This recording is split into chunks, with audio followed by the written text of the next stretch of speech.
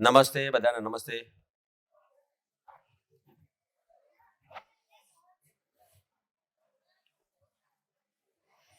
બોલો, આજે કોઈને કોઈ પ્રશ્ન છે ખરા?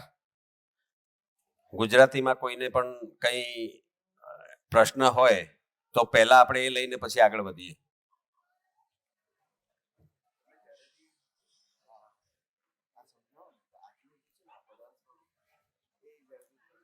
એમ ને? Okay okay okay. આ ડમરું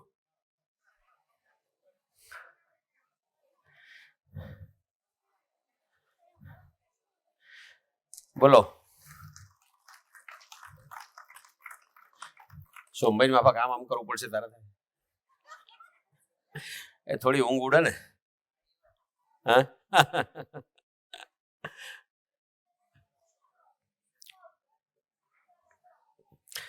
આ જો જીવન ક્રિયાની વાત છે ને, એ કાલે મેં થોડી ઉપર ઉપર લીધી હતી અને મને એવું લાગે છે કે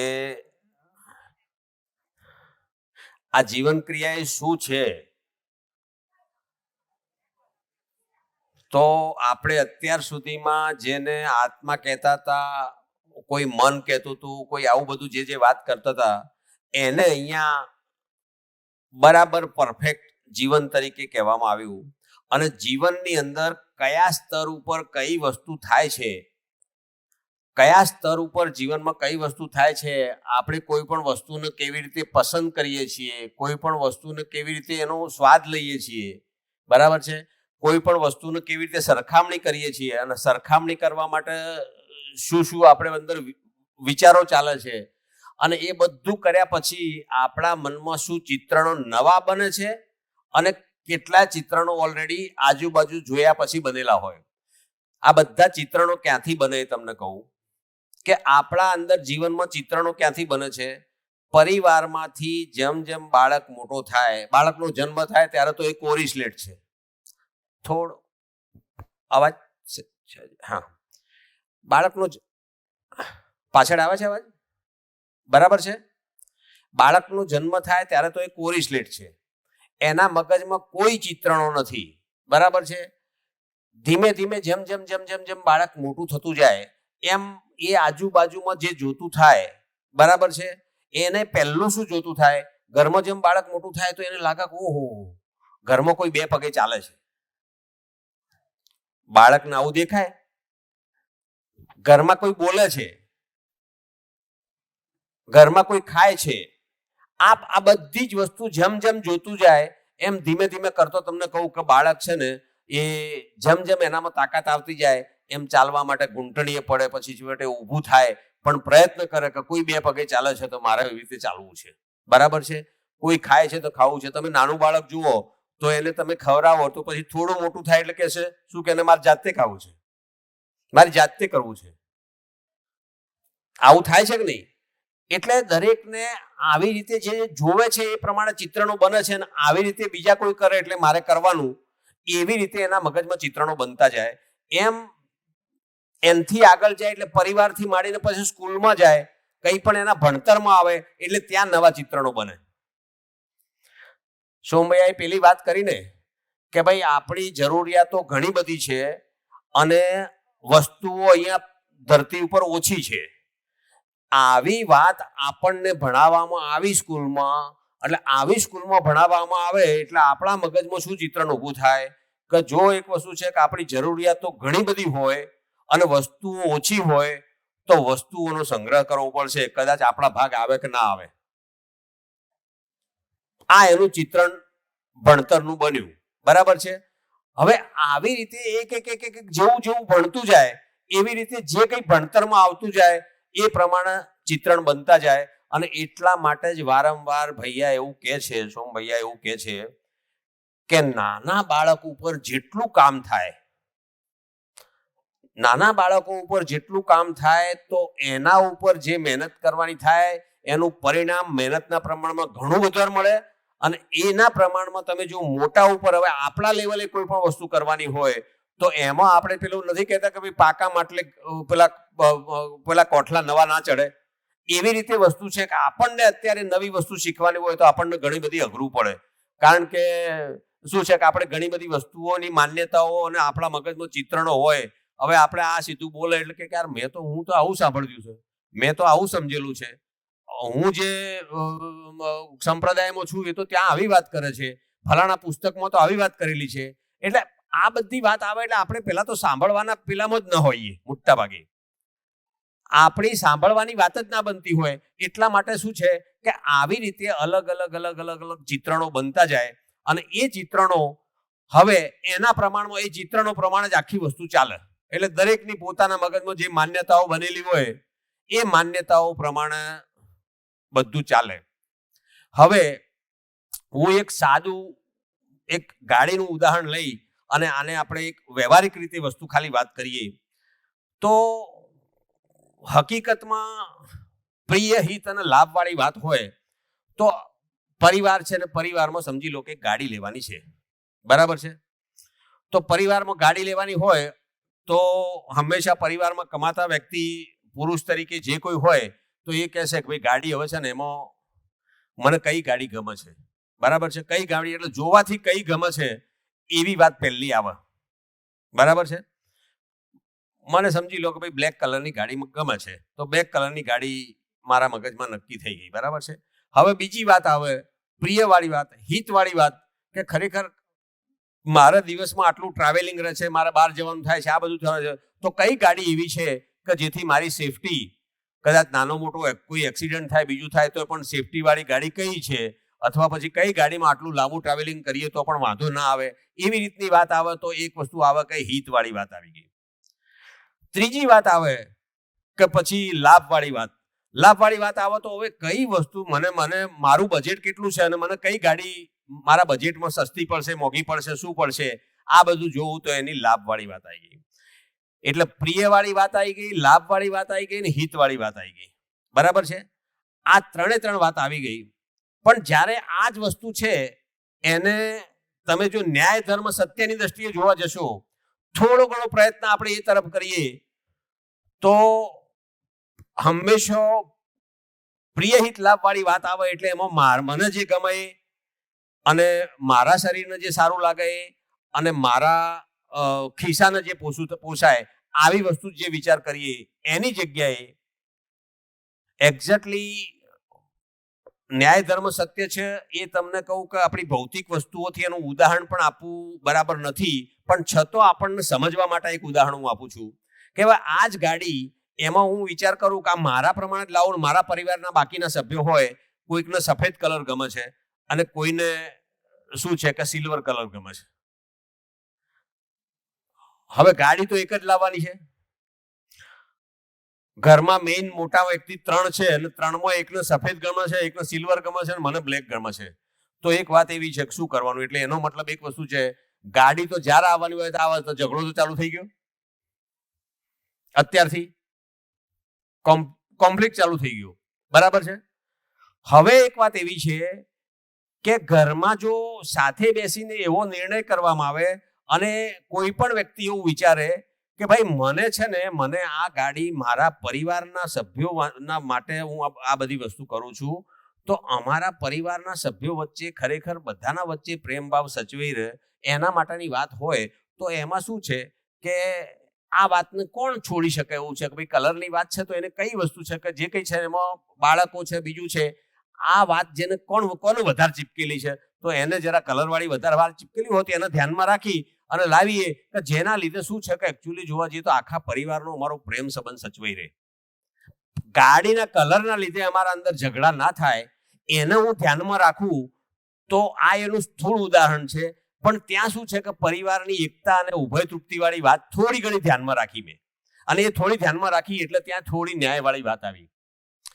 હવે બીજી એનાથી આગળની વાત કરું તો એ ન્યાયવાળી વાતમાંથી હું એવું વિચારું કે હકીકતમાં આ ગાડી લાવ્યા પછી મને શું છે કે એકચ્યુઅલી મારા માટે તો સારું છે, પણ બીજા બધા મારા ગામમાં બીજા કોઈની પાસે ગાડી નથી તો એના લીધે અમારા ગામમાં બીજું ગમે ત્યારે કોઈ બીમાર થાય, આવું થાય તેવું થાય તો એ ગાડીનો માટે મારો ઉપયોગ કરવો છે. અને એવી રીતે થાય કે નહીંતર ગમે ત્યારે કોઈ બીમારી હોય, તાત્કાલિક આવી રીતનું કોઈ ઇમરજન્સી આવે તો તકલીફ પડે તો એના માટે. હવે જ્યારે એ ભાવ સાથે કોઈ લાવે છે ત્યારે શું છે કે એ પોતાના પરિવારથી પણ એક સ્ટેજ ઉપર આવ્યો. પોતાના પરિવારથી પણ એક સ્ટેજ ઉપર આવ્યો એટલે ત્યાં થોડી ઘણી ત્યાં ધર્મની વાત કહેવાય કે ભાઈ એ ધર્મના લેવલ પર આવ્યો અને એનાથી આગળ વિચારે કે આ ગાડી હું લાવું છું પણ મારે છે ને પ્રકૃતિને ઓછામાં ઓછું નુકસાન થાય એવી રીતે ગાડી લાવી છે, બરાબર છે, તો ચલો હું ઇલેક્ટ્રિક ગાડી લાવું કે કદાચ એના લીધે શું છે કે એકચ્યુઅલી આ ધુમાડા કાઢવાનું પ્રદૂષણ કરવાની વસ્તુ ઓછી થાય અને હું આવી રીતે કરું, ઇલેક્ટ્રિક ગાડી લાવું અને બીજું શું છે કે મારા ઘર ઉપર જે સોલાર છે એનાથી જ હું ચાર્જ કરું એટલે વીજળી પણ મારે છે ને કોલસાથી ઉત્પન્ન થયેલી વીજળીથી ચાર્જ પણ નથી કરવી અને શું છે કે આવી રીતે ગાડીનો ઉપયોગ કરવો છે. આ વાત એનો મતલબ શું છે કે આ ધરતીની 4 અવસ્થાઓ પણ સંતુલન રહે એના માટે પણ મેં વિચાર કર્યો, બરાબર છે. એટલે આવી રીતે જ્યારે વ્યક્તિ ફક્ત પોતાનામાં હોય, પોતાનું પ્રિય, પોતાનું હિતકારી ને પોતાનું લાભકારી એ વાત આવે અને એવી વાતો જે લોકો પકડી રાખે ત્યાં દરેકે દરેક શરીરની વાત પકડશું તો શરીરના અનુસંધાનમાં આ બધી વાતો જુદી જુદી જ આવશે. કોઈને અલગ અલગ કલર ગમશે, કોઈને અલગ અલગ મોડલ ગમશે, કોઈને અલગ અલગ બધું જ ગમશે અને જો એ વાતો બધા જેટલી પકડી રાખે તો એ ઝઘડાનું મૂળ જ છે, બરાબર.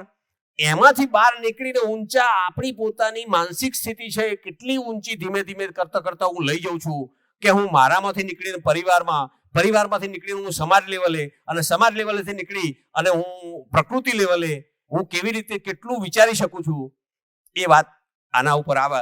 આ એનું સ્થૂળ ઉદાહરણ છે, એકદમ સ્થૂળ ઉદાહરણ છે, પણ આપણને બધાને થોડું એકદમ ગળે ઉતરે એવી દ્રષ્ટિએ સમજીને આને જરા મેં વાત કરી છે, બરાબર. એટલે આ જે જીવન ક્રિયાઓ છે ને જીવન ક્રિયાઓમાં બીજું છે ને જેમ જેમ આપણે આ શિબિર છે, આ શિબિર પછીની તમે શિબિર આપણે આને સાંભળશો અને બીજી વસ્તુ છે કે સૌથી પહેલી શિબિર ગુરુકુળમાં શ્રવણભાઈ શુક્લાએ લીધેલી હતી શિબિર. એમાં શ્રવણભાઈ શુક્લાએ આ જીવન ક્રિયાઓ બહુ વિસ્તારથી અને બહુ સરસ રીતે લીધેલી છે, બરાબર છે. તો એ શિબિર જેને પણ દાખલા તરીકે જીવન ક્રિયાઓની વાત પેલી હોય તો એ આપણે લોકો એમાં એ પ્રમાણે શું છે કે એકચ્યુઅલી આપણે એમને શેર કરીશું. જો જે કંઈ હશે તો કદાચ આખા ગ્રુપમાં શેર કરું તો બધાને કામની છે કે નહીં, બાકી ગ્રુપમાં કહેશો તો ગ્રુપમાં શેર કરીશ, પણ એ સાંભળીશું તો થશે. બાકી મારું પહેલું એવું માનવું છે કે જીવન ક્રિયાઓને થોડા હમણાં સાઈડમાં રાખો. તમે બધા બિલકુલ પ્રાઇમરી હોય એવા લોકો એને હમણાં ખાલી છે ને આખી શિબિર સાંભળવાનું ચાલુ રાખો, બરાબર છે. આ થોડો આગળનો સબ્જેક્ટ છે. જેમ જેમ તમે આગળ જશો ને એમ ઓટોમેટિક તમને છે ને એક વસ્તુ થોડી આગળ ખ્યાલ આવતો જશે. એટલે આ મને ખબર ના પડી, આનું શું કહેવા માંગે છે એવી બધી બહુ ચિંતા કર્યા વગર એકદમ તમે ખાલી સાંભળવાનું ચાલુ રાખો, બરાબર. બીજી વસ્તુ એ છે કે આ અધ્યયનમાં આગળ વધવા માટે અથવા આપણી યાત્રામાં આગળ વધવા માટે તમને બધાને કોઈને પણ એક વસ્તુ એવી હોય કે ભાઈ મને આ બાબતમાં આવી મૂંઝવણ છે અને આ મૂંઝવણ મારે કેવી રીતે શું કરવું આવું મને કંઈ પણ લાગે છે, ત્યારે જેને જીવન વિદ્યા બાબતે કોઈ પણ મૂંઝવણ હોય, કંઈ પણ આગળની વસ્તુ પૂછવી હોય તો મારો નંબર ઓલવેઝ અવેલેબલ છે એ વાત કરવા માટે, બરાબર. કદાચ તમારો ફોન આવે અને હું કામમાં હોય તો ન ઉપાડ્યો હોય તો હું તમને સામેથી ફોન કરીશ, પણ આ બાબતમાં કોઈની કોઈ ગૂંચવણ હોય તો શું છે કે નાની મોટી વસ્તુઓ એવું નથી કે બધી જ વસ્તુઓ મને આવડી ગઈ છે, બરાબર, બધું જ મને એ થઈ ગયું છે એ વાત નથી. પણ હું એવી વસ્તુ છે કે જે જગ્યાએ મને ખબર નહીં પડે ત્યાં હું સોમભૈયા જેવાને બીજાને આગળ પૂછીશ. હું તમને એવું કહીશ કે મને આની ખબર નથી, સોમભૈયા અમુક વાત નથી કહેતા એવી, કારણ કે બધા વિદ્યાર્થી છે, એ સિનિયર વિદ્યાર્થી, હું જુનિયર વિદ્યાર્થી છું. એટલે મને બધું જ આવડે છે એવો મારો કોઈ દાવો નથી, પણ શું છે કે થોડું એડમિશન જ્યારે વહેલું થયું હોય ત્યારે સિનિયર વિદ્યાર્થી જુનિયર વિદ્યાર્થીનું હંમેશા એને મદદ તો કરી જ શકે, બરાબર છે. હા, આની આગળની નેક્સ્ટ સ્લાઇડ બતાવો. એટલે જીવન ક્રિયાઓને વધારે બહુ હું એકદમ તમે બધા ગૂંચવણમાં પડો એવું આગળ બહુ વધારે અત્યારે લેતો નથી, એને મોટું જરા બધાને એ કર્યું, બરાબર છે.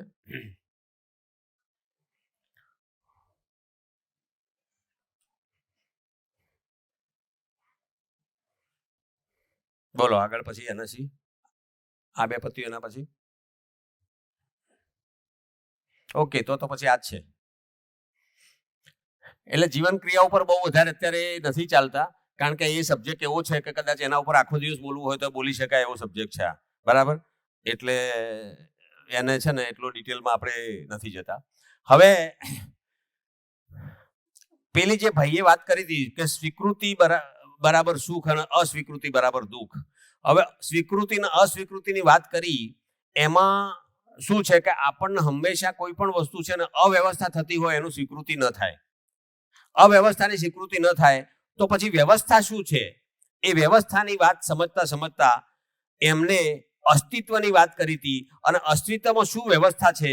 અસ્તિત્વમાં બે વસ્તુ છે, એક ખાલી સ્થાન છે અને બીજું એકાઈયા છે, બરાબર છે. કોઈ એકમ છે. હવે એકમ છે એમાં જડ એકમ છે અને ચૈતન્ય એકમ છે. અને બીજી બાજુ જે ખાલી સ્થાન છે, ખાલી સ્થાનને હવે ખાલી શબ્દ ના કહેતો, એને વ્યાપક પણ કહેવાય અને એને ઉર્જા સ્વરૂપ અને એને વ્યાપક જ કહીએ એ વધારે સારી વાત છે. તો એ વાત છે ને એ આખી વાત ઉપરથી આગળની સૃષ્ટિ કેવી રીતે ઉત્પન્ન થઈ અને માણસ સુધી કેવી રીતે આવ્યા, બરાબર છે, એ બંનેનું આખું બધું જ છે ને એ ટોટલ જોવા જઈએ તો આપણને એ વાત એમાં કેવી વ્યવસ્થા છે, ત્રણેય અવસ્થાઓ કેવી રીતે બની, એમાંથી માણસનું શરીર અને જીવન ભેગું થઈ અને જ્ઞાનાવસ્થા બની, પશુનું શરીર અને જીવન એ બે ભેગું થઈ અને પશુ સંસાર બન્યો. અને આવી રીતે એક વસ્તુ છે ને એમાં કેવી રીતે વ્યવસ્થા છે, ટોટલ એક માણસને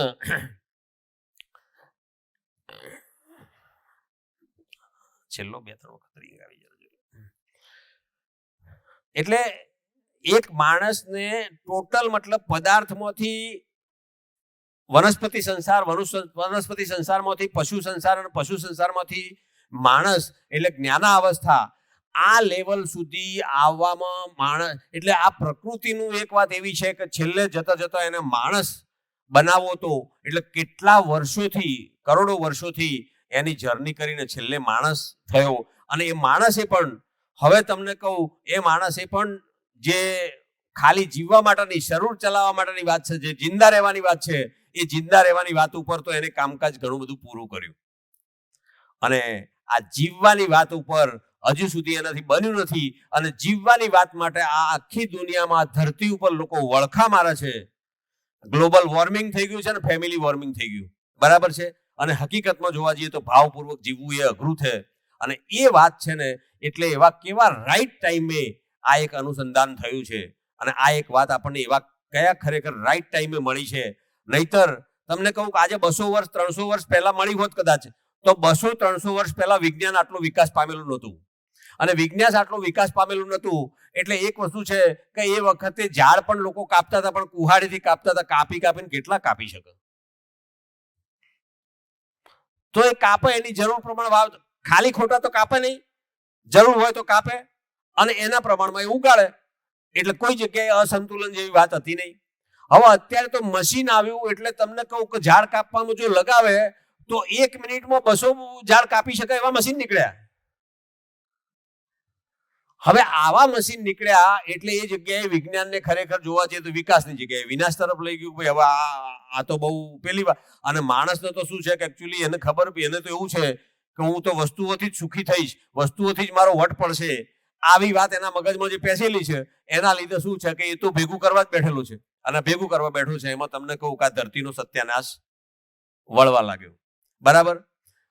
હવે તમે નાનું ઉદાહરણ પણ આપણે લઈએ ને તો એક વાત એવી છે કે તમે, આપણને એવું થાય કે ભાઈ મારે એક ઘરની જરૂરિયાત છે, મારા પરિવારના મેમ્બર પ્રમાણે, મારા પરિવારની સંખ્યા પ્રમાણે મને એક ઘરની જરૂર છે. પણ એ જ વસ્તુ શું છે કે જ્યારે મને એવું લાગે કે ના યાર મારે તો હવે શું છે કે એકચ્યુઅલી વટ પડે એવું ઘર જોઈએ, બરાબર છે. અને વટ પડે એવું ઘર જોઈએ. તમારે શું છે કે આખી જિંદગી લગભગ એક ઘર, પછી એના પછી થોડું ઘણું આર્થિક વિકાસ થાય એટલે બીજું ઘર, ને એના પછી થોડો આર્થિક વિકાસ થાય એટલે ત્રીજું ઘર, ને આવું ચાલ્યા કરે ના ચાલે. 10 વર્ષે એમ થાય કે ના હવે તો જરા આવું ના ચાલે, શોભતું છે આવું, એવી વાત આવે. ત્યારે એવી વાત આવે ત્યારે વિચાર કરો કે તમને કહું કે નવું ઘર બને એટલે નવો સિમેન્ટ, નવી રેતી, નવી કપચી, આ બધું જ આવે કે ના, નવું લોખંડ, આ બધું જ અંદર આવવાનું. એ આવે, એ બધું ક્યાંથી આવે? ધરતીમાંથી. રેતી પણ આપણે નદીમાંથી લાવશું.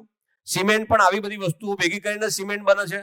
કપચી પણ આપણે શું છે કે એકચ્યુઅલી અહીંયા આજુબાજુના ગઢવાડા સાઈડના લોકો હશે તો ખબર હશે કે આ મોટા મોટા ડુંગરા આવી રીતે જેવી રીતે થોડા સમયમાં બિલકુલ આમ જે રીતે ખલાસ થતા જાય છે, તો મને લાગે છે કે આવતા 5-10 વર્ષમાં એ આંબા ઘાટાના આજુબાજુના એરિયામાંથી મને લાગે છે કે એ ડુંગર જ જતું રહેશે એવું લાગે. જે સ્પીડથી આપણે અહીંથી વિસનગરથી અંબાજી જતા હોઈએ તો રસ્તામાં જે રીતે ટ્રક સામા મળે એનો આપણે વિચાર કરીએ તો કેટલી સ્પીડથી અંદરથી આ બધી જ વસ્તુ નીકળતી ગયેલી છે.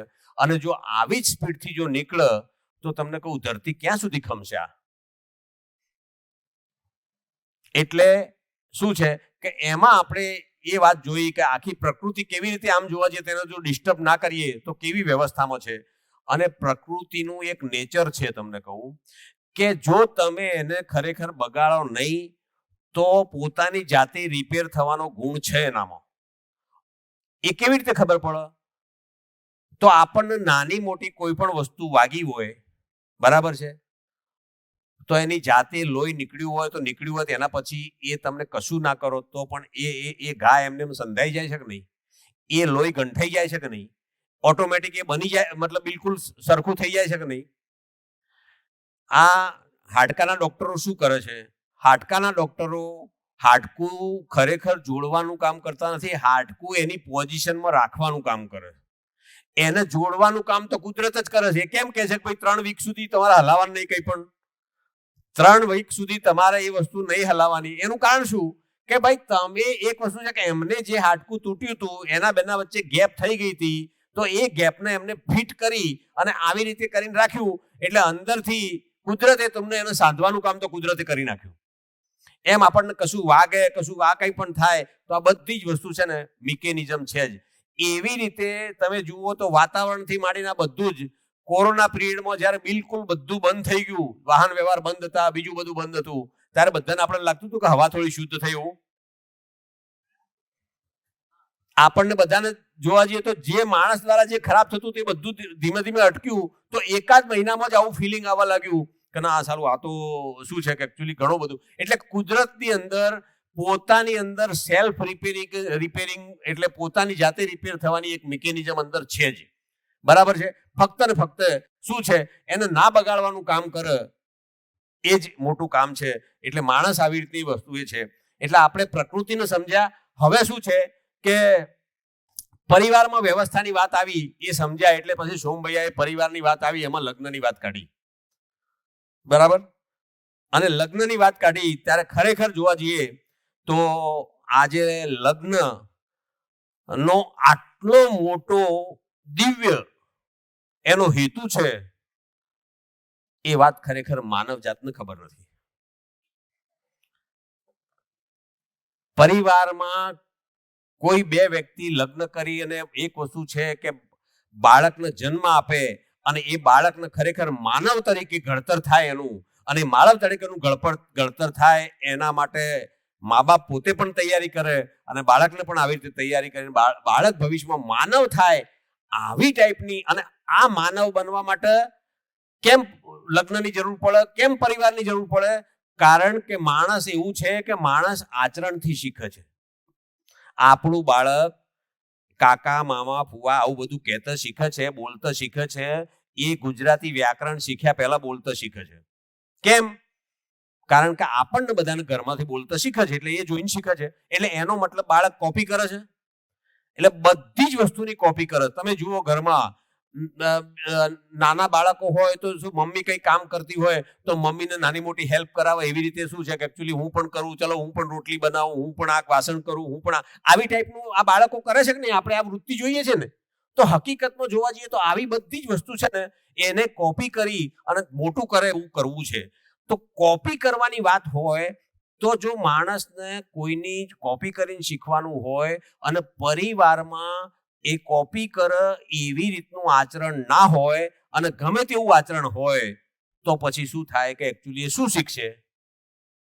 આપણે જો સુખપૂર્વક નહીં જીવતા હોય, આપણે પણ વ્યવસ્થિત રીતે નહીં જીવતા હોઈએ તો પછી આપણો બાળકો આપણી પાસે શું શીખશે? અને આજે તમને કહું કે લગ્ન ના કરવા પાછળનું આજના યુવાનોનું કે યુવતીઓનું એ દિશામાં મતલબ શું છે કે વાત તેમની જાય છે, એનું કારણ આ છે કે એમને પોતાને એવું લાગે છે કે ઘરમાં મમ્મી પપ્પાને કાયમ ઝઘડતા જોયા હોય ત્યારે એમ લાગે કે આવા લગ્ન કરીને કરવું શું? જો લગ્ન કર્યા પછી આજ કાયમ સવારથી સાંજ આજ માથાકૂટ કરવાની હોય તો આવા લગ્નની કોઈ જરૂર નથી. આવા નિષ્કર્ષ ઉપર જાય છે. એનું કારણ શું છે કે આજે સારામાં સારું ભણ્યા હોય તો સારામાં સારી રીતે કમાતા હોય તો એમને એમની બાકીની બધી જ જરૂરિયાતો એમને પૈસેથી પૂરી થઈ જતી હોય, અને પૈસેથી પૂરી થઈ જાય તો એમને પછી જરૂર નથી કે શું કામ લગ્ન કરું. એટલે આવી રીતનું જો થાય, અને જે આગળ પહેલા દિવસે વાત કરી સોમભૈયાએ કે જ્યારે કહ્યું કે ભાઈ અમેરિકામાં આજે 40% બાળકો એ શું છે કે એકચ્યુઅલી મેરેજ વગરના બાળકો છે. હવે જે બાળકો મેરેજ વગરના હોય એ બાળકો કોનું આચરણ કરશે? એ આચરણ કોનું કરશે? એમનો ધણી કોણ? ન ધણિયાતા. આ ખરેખર નથી લાગતો કે બહુ ચિંતાનો વિષય હોય? એટલે ગંભીરતાથી જો સમજવા ઉપર ભાર ના મૂક્યો, ગંભીરતાથી જે રીતે સમાજ જે રીત પ્રમાણે અત્યારે દુનિયા જે રીતે ચાલી ગયેલી છે એ દુનિયા પ્રમાણે આપણે જો ચાલ્યા તો હકીકતમાં આગળ મોટો એક્સિડન્ટ એ નક્કી જ છે. એને કોઈ બચાવી નહીં શકે. એક સમય એવો હતો કે જે વખતે બાળકો, અમારી ઉંમરમાં કહીએ તો મોબાઈલ અવેલેબલ નતો, બીજું બધું નતું, એટલે જ્યારે બહાર જઈએ ત્યારે જ બહારના સંસ્કારો પડતા હતા અને ઘરે આવીએ ત્યારે ઘરના સંસ્કાર હતા. આજની તારીખમાં તો બાળકો ઘરે હોય એ વખતે ઘરમાં પણ મોબાઈલ સાથે જ હોય, એટલે એ હકીકતમાં એ ઘરમાં નથી. ઘરમાં હોય ત્યારે પણ ઘરમાં નથી. એટલે એમના ઉપર 24 કલાક બહારનો પ્રભાવ ચાલુ જ છે. હવે આ જે બહારનો પ્રભાવ ચાલુ છે એ પ્રભાવને જો આપણે અટકાવવો છે તો એ આચરણ કરે એવા મા બાપ ઘરમાં નહીં હોય. એ જેનો વિચાર કરી શકે, જેને જે પ્રશ્ન પૂછે તેનો સાચો જવાબ મળે એવા મા બાપ, એવા દાદા દાદી જો ઘરમાં ઉપલબ્ધ નહીં હોય તો કોઈ જનરેશનમાં કદાચ કોઈ થોડું પુણ્ય લઈને આવ્યું છે તો એની પેઢીમાં બીજી પેઢીમાં કે તો ત્રીજી પેઢીમાં, ચોથી પેઢીમાં તમને કહું કે આ દુનિયામાં ચાલી રહેલું છે ને બધી જ વસ્તુ એ ઘરમાં આવવાની જ છે. એને કોઈ સંજોગોમાં રોકી નહીં શકાય. અને એટલા માટે વિચાર કરો કે લગ્ન એટલે કેટલી મોટી જવાબદારીનું કામ છે અને કેટલું મોટું કામ છે જે આપણે ખરેખર જોવા જઈએ તો બાળકોનો જન્મ આપ્યા પછી એક વખતે શું છે કે મા અને બાપ બીજા બધા કામમાં લાગી ગયા અને છોકરાને મોકલી દીધું એક સ્કૂલમાં, એટલે ફી ભરીને સ્કૂલમાં મોકલી દીધું એટલે વાત પૂરી થઈ ગઈ, બસ અમારી જવાબદારી પૂરી થઈ ગઈ. આનાથી જવાબદારી પૂરી થતી નથી. આને ગંભીરતાથી આપણે વિચારવું પડશે અને ગંભીરતાથી આ વાતથી આગળ ચાલશું. તો સોમભૈયાએ કીધું કે આજે શું છે કે પ્રી પ્રાઇમરી ટીચિંગ છે, એવી રીતનું આના માટેનો કોર્સ તૈયાર છે, આના માટેનું બીજું બધું જ તૈયાર છે કે બાળકોને કેવી રીતે આગળનું એમને લઈ જવાય, એમને કઈ વાર્તાઓ કેવી કેવું. આજે રાયપુરમાં અભિભાવક વિદ્યાલય છે તો સોમભૈયાએ કીધું ને આખું વર્ષ એને મમ્મી જ ભણાવવામાં આવે છે. પહેલું વર્ષ આખું મમ્મી તને નવરાવે છે, મમ્મી તને ખવડાવે છે, મમ્મી તને કપડાં પહેરાવે છે, તું અહીંયા આવે છે તો તારા ટિફિનમાં મમ્મી બનાવી આપે છે, તને આ કરે છે. આવી વસ્તુ એક વર્ષ બાળકના મગજમાં જયારે આ વાત આવે ત્યારે મમ્મી માટે બાળકને જે અહોભાવ થાય, એના માટે જે કાયમ માટે એના મગજમાં જે ભાવ ફિટ થઈ જાય એ જિંદગીભર ન ભૂલાય પછી. હવે એ વાત આપણે ત્યાં અત્યારે આ શિક્ષણમાં ક્યાંય સ્થાન જ નથી. સંબંધવાળી તો કોઈ વાત છે જ નહીં, અને સંબંધવાળી વાત નથી તો ક્યાંથી ઊભું થવાનું. એટલા માટે લગ્નનો આટલો મોટો ઉચ્ચ એનો જે ઉદ્દેશ છે, આ ઉદ્દેશ બહુ મોટો ઉદ્દેશ છે. અને ખરેખર જો આપણે આ વાતને સમજી અને દરેક વ્યક્તિ અહીંયા જે આવેલું છે એ પોતાને એમ લાગે કે મને આ શિબિર મને સારી લાગી છે, તો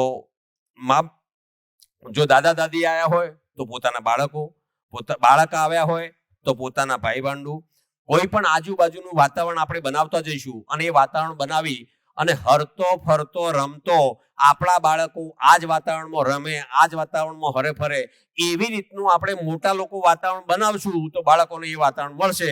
અને મળશે તો શું છે કે આગળ જતો એમને આ વસ્તુ મળશે. એટલા માટે આ એક લગ્નનો બહુ મોટો હેતુ છે એ વાત સોમભૈયાએ વાત કરી. અને એના પછી એમને આ વાત કરી કે પરિવારમાં વ્યવસ્થા માટે લગ્ન એ બહુ જરૂરી વાત છે.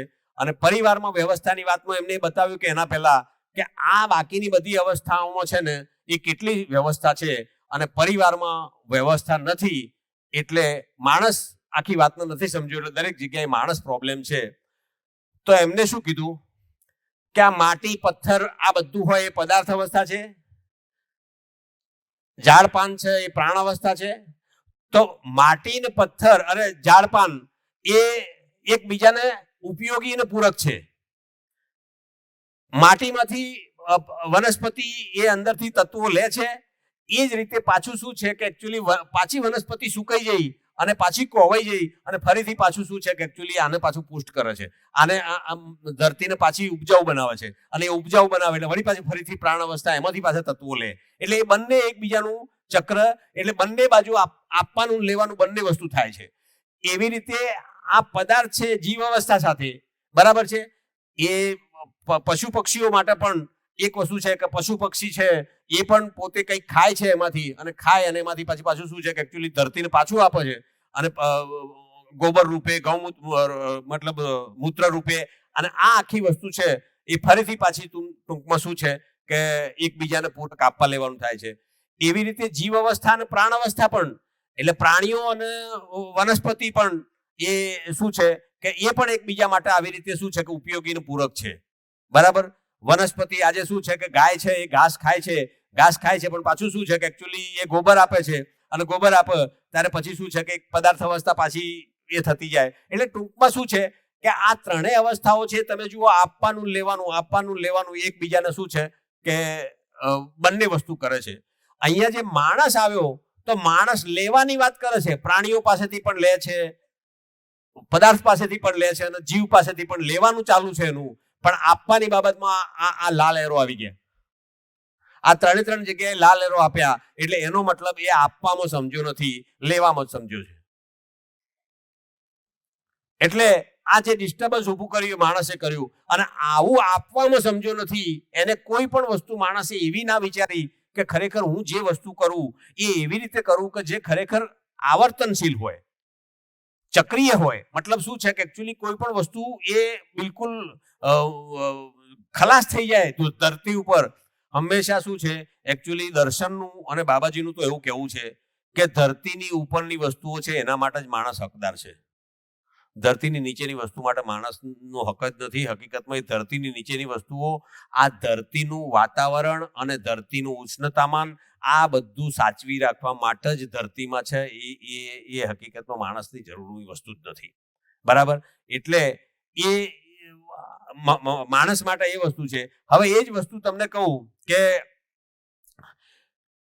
આ બાજુ એના લીધે ગ્લોબલ વોર્મિંગ થયું, અને એ માણસે પછી શું છે કે પરિવાર, સમાજ અને બીજી માનવકૃત વ્યવસ્થાઓ. એટલે પરિવાર સમાજમાં શું છે કે આપણી એજ્યુકેશન ને આપણી જે હેલ્થ માટેની વસ્તુઓ, જે આપણી તબિયત માટેની વસ્તુઓ એ બનાવી, બજાર બનાવ્યું, ન્યાય બનાવ્યું, રક્ષા એટલે શું છે કે આપણી પોતાને રક્ષણ કરવા માટેનું આ બધી જ વસ્તુઓ બનાવી. પણ આ બધામાં તમે જુઓ તો એ બંને બાજુ લાલ એરો છે, કારણ કે આમાં શું છે માનવ છે.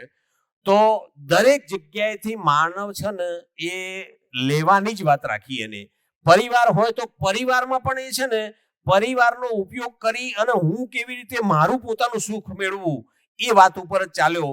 પરિવારનો પણ વિચાર ના કર્યો. એવી રીતે સમાજનો વિચાર, પરિવારનો વિચાર અને બીજી બધી વ્યવસ્થાનો. દરેક જગ્યાએ તમે જુઓ તો માણસને એવું જ લાગે કે હું આમાંથી મારા ફાયદાની વસ્તુ શું છે, મારે શું લેવાનું. અને આવી વસ્તુ થઈ અને એના લીધે શું થયું કે ફેમિલી વોર્મિંગ થયું.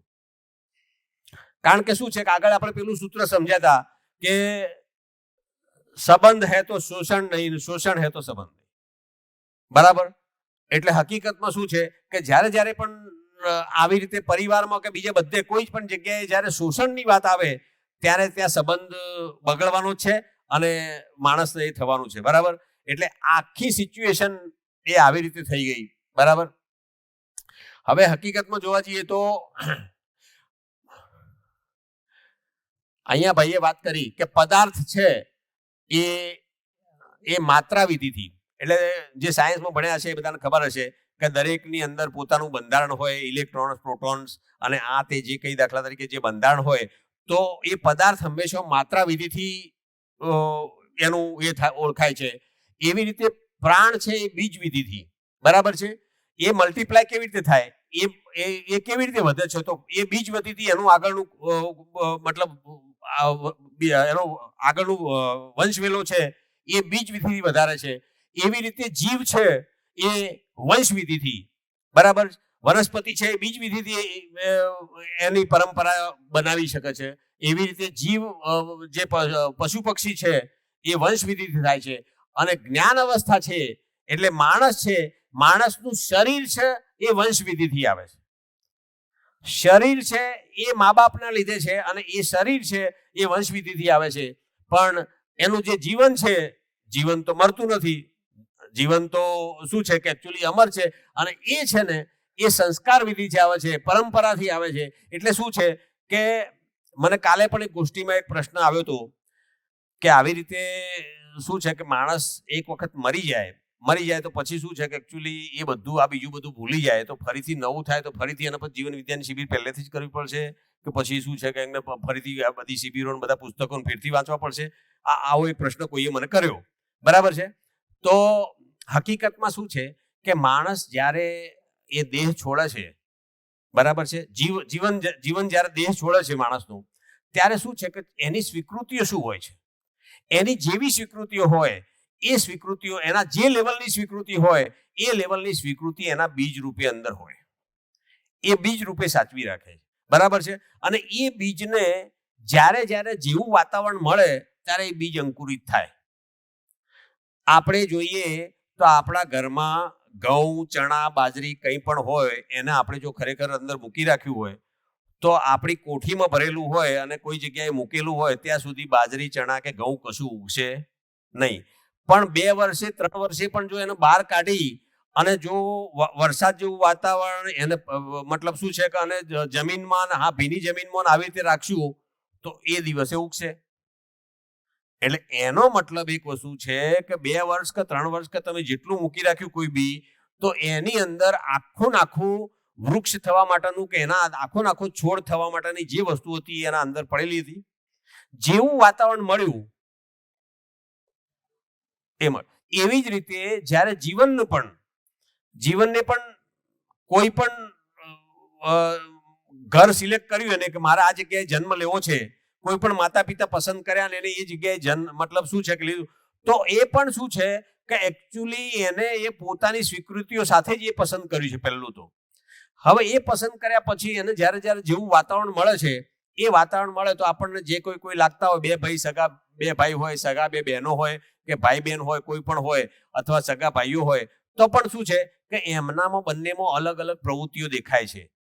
કોઈને અમુક વાત એવી લાગે કે ના યાર આ વાત આ છે ને આને બિલકુલ કોઈ વસ્તુ માટેનું બહુ મોહ જ નથી, અમુક વાર લાગે તો કોઈ વ્યક્તિને છે ને એ વસ્તુઓ માટેનું જબરજસ્ત લાગે. આ બધું જે લાગે એ આવી વાત છે, એનું કારણ છે ને કે એ આગલા વખતની જે સ્વીકૃતિઓ છે એ લઈને આવેલું છે. હવે એના પછી જ્યારે જેવી સ્વીકૃતિઓ હોય એવું વાતાવરણ મળે એટલે એ વ્યક્તિ ખીલે.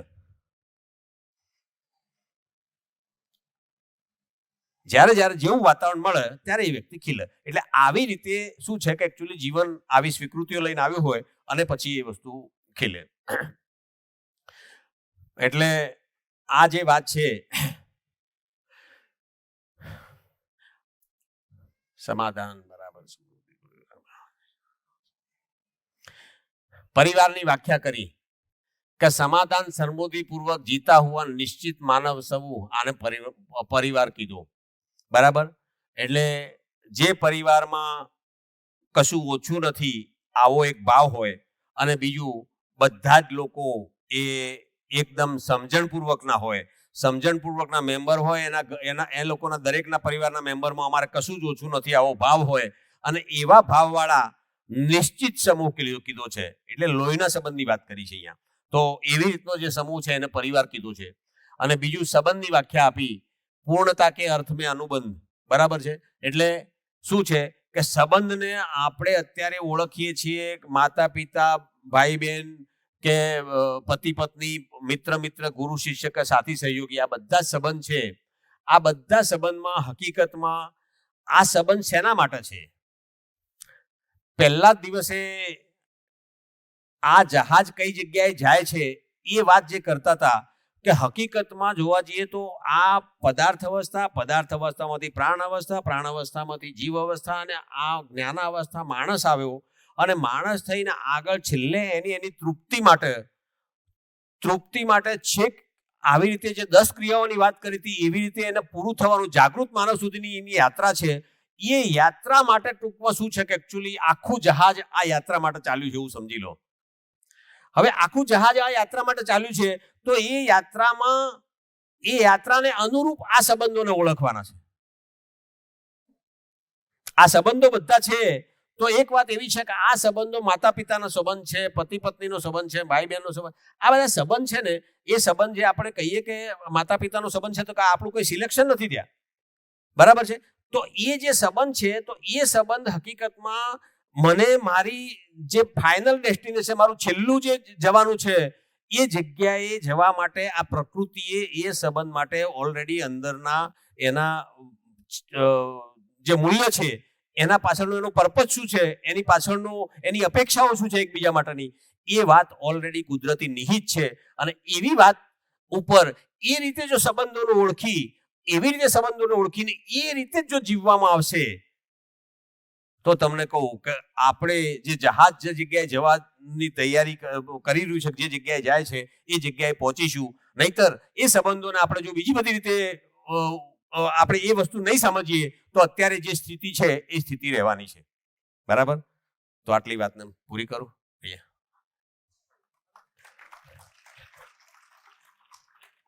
हाँ हाँ हाँ पूर्णता के अर्थ में अनुबंध, બંધન, પૂર્ણતા તરફ જવું છે અને એના માટે અમે એકબીજા સાથે જોડાયેલા છીએ એ ભાવ કહેવાનો મતલબ છે. ભૈયા બરાબર है? हेलो, हाँ जी, सभी को नमस्कार.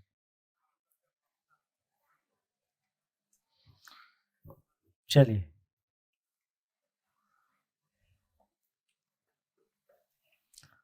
तो ब्रेक के पहले हमने एक भाव पे चर्चा की थी. आगे बढ़ते हैं. हाँ जी, वही लगा दें.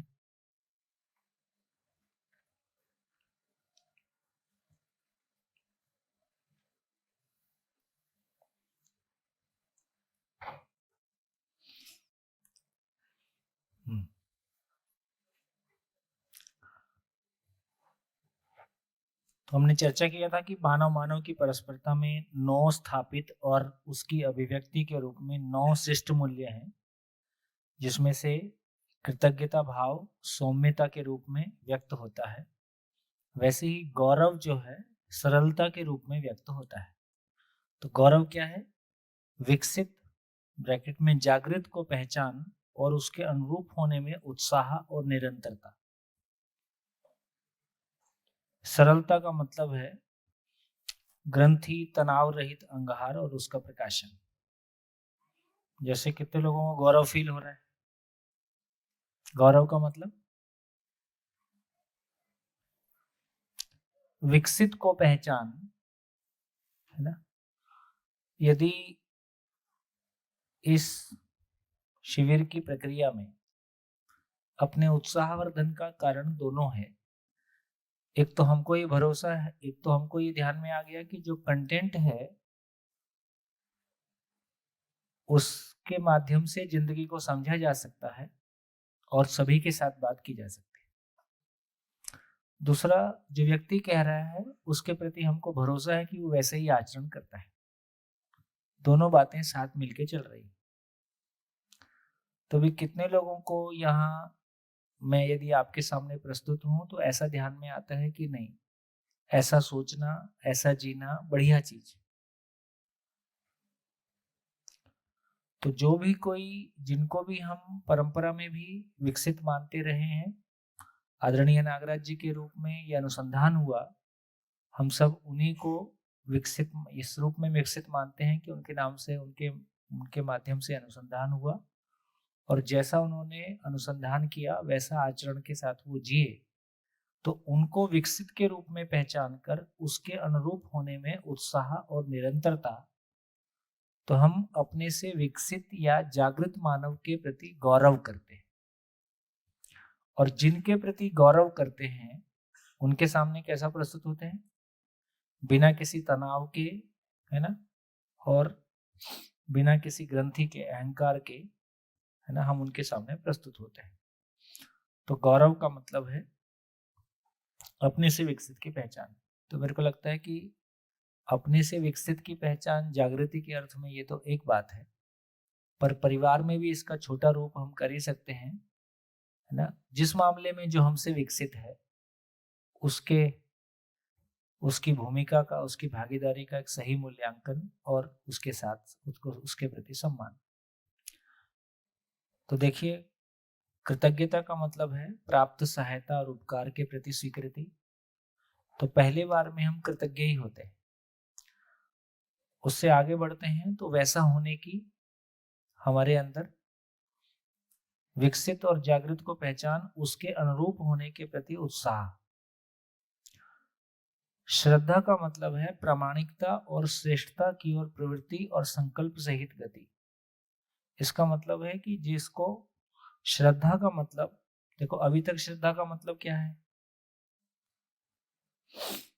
अभी श्रद्धा का मतलब या तो चमत्कार को नमस्कार है, या श्रद्धा किसी व्यक्ति विशेष के प्रति है, जबकि हर व्यक्ति श्रद्धा का पात्र होना ही चाहता है। तो हर व्यक्ति किसी श्रेष्ठ आचरण को, प्रामाणिकता को पा ही सकता है। तो सभी के लिए सभी अपने आप में श्रद्धा के पात्र हों, ऐसा हम सभी चाहते ही हैं। प्रामाणिकता और श्रेष्ठता की ओर प्रवृत्ति और संकल्प सहित गति, इसका नाम,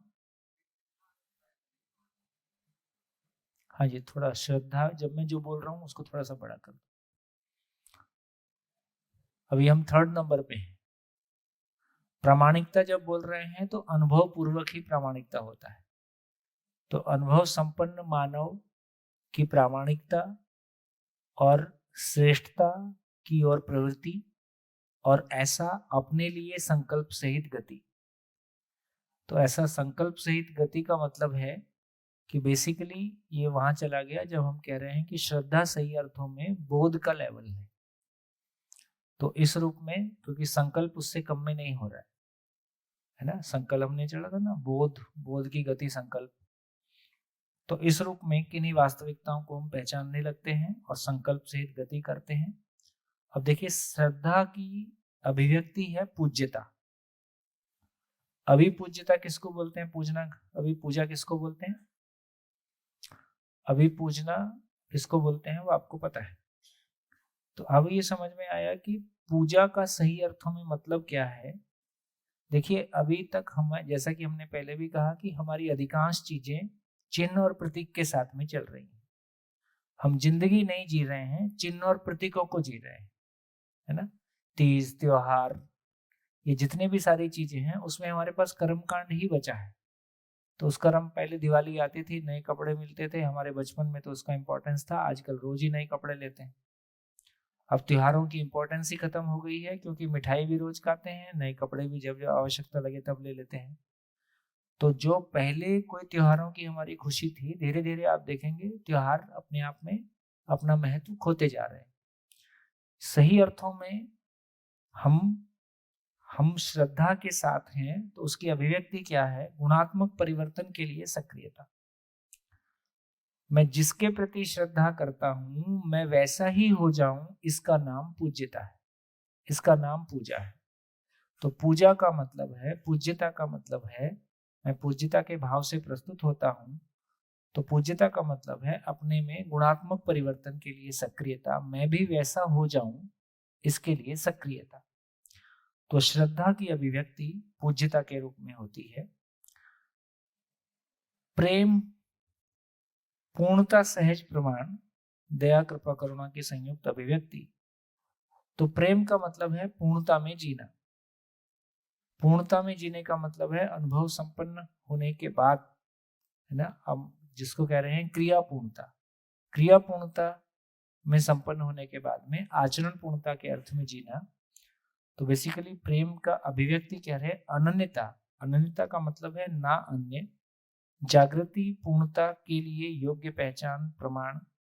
तो बेसिकली जो सभी, यदि मैं प्रेम के साथ हूं तो सभी मेरे अपने हैं, ना अन्य, दूसरा कोई नहीं है। तो ये तो प्रेम की अभिव्यक्ति अनन्यता के रूप में होती है। और विश्वास की जब हम बात कर रहे हैं तो विश्वास का मतलब है संबंध निर्वाह निरंतरता। देखो संबंध निर्वाह निरंतरता क्या मतलब, एक दिन हम अच्छे से जिए और अगले दिन गड़बड़ कर दिए तो हमको भरोसा नहीं होता है कि सामने वाले के साथ कैसा चलेगा। इसलिए विश्वास का सूत्र क्या है, निरंतरता से कम में विश्वास नहीं है। व्यक्ति हमेशा ही एक जैसा जीता है ना। 4 दिन प्यार से जिए, 5वें दिन किसी बात पे गुस्सा हो गया तो अभी गड़बड़ लगती है कि पता नहीं कब हो जाएगा। तो किसी भी आचरण की यदि सही अर्थों में कहें तो निरंतरता से कम में विश्वास नहीं है। तो संबंध निर्वाह निरंतरता, इसको विश्वास बोल रहे हैं। और विश्वास को यदि कहें तो बेसिकली शुरू, ये तो संबंध में विश्वास की बात हो गई। संबंध में विश्वास आएगा कहां से, शुरू कहां से होगा। संबंध में विश्वास का मतलब है दोनों मानव लक्ष्य को पहचानते हैं और मानव लक्ष्य को पहचान कर एक दूसरे के साथ प्रस्तुत होते हैं। तो संबंध निर्वाह की निरंतरता इसमें हो सकती है क्योंकि दोनों की अपेक्षाएं मानव लक्ष्य के अर्थ में है। लेकिन शुरू कहां से होगा, दोनों से एक साथ भी हो सकता है, किसी एक से भी हो सकता है।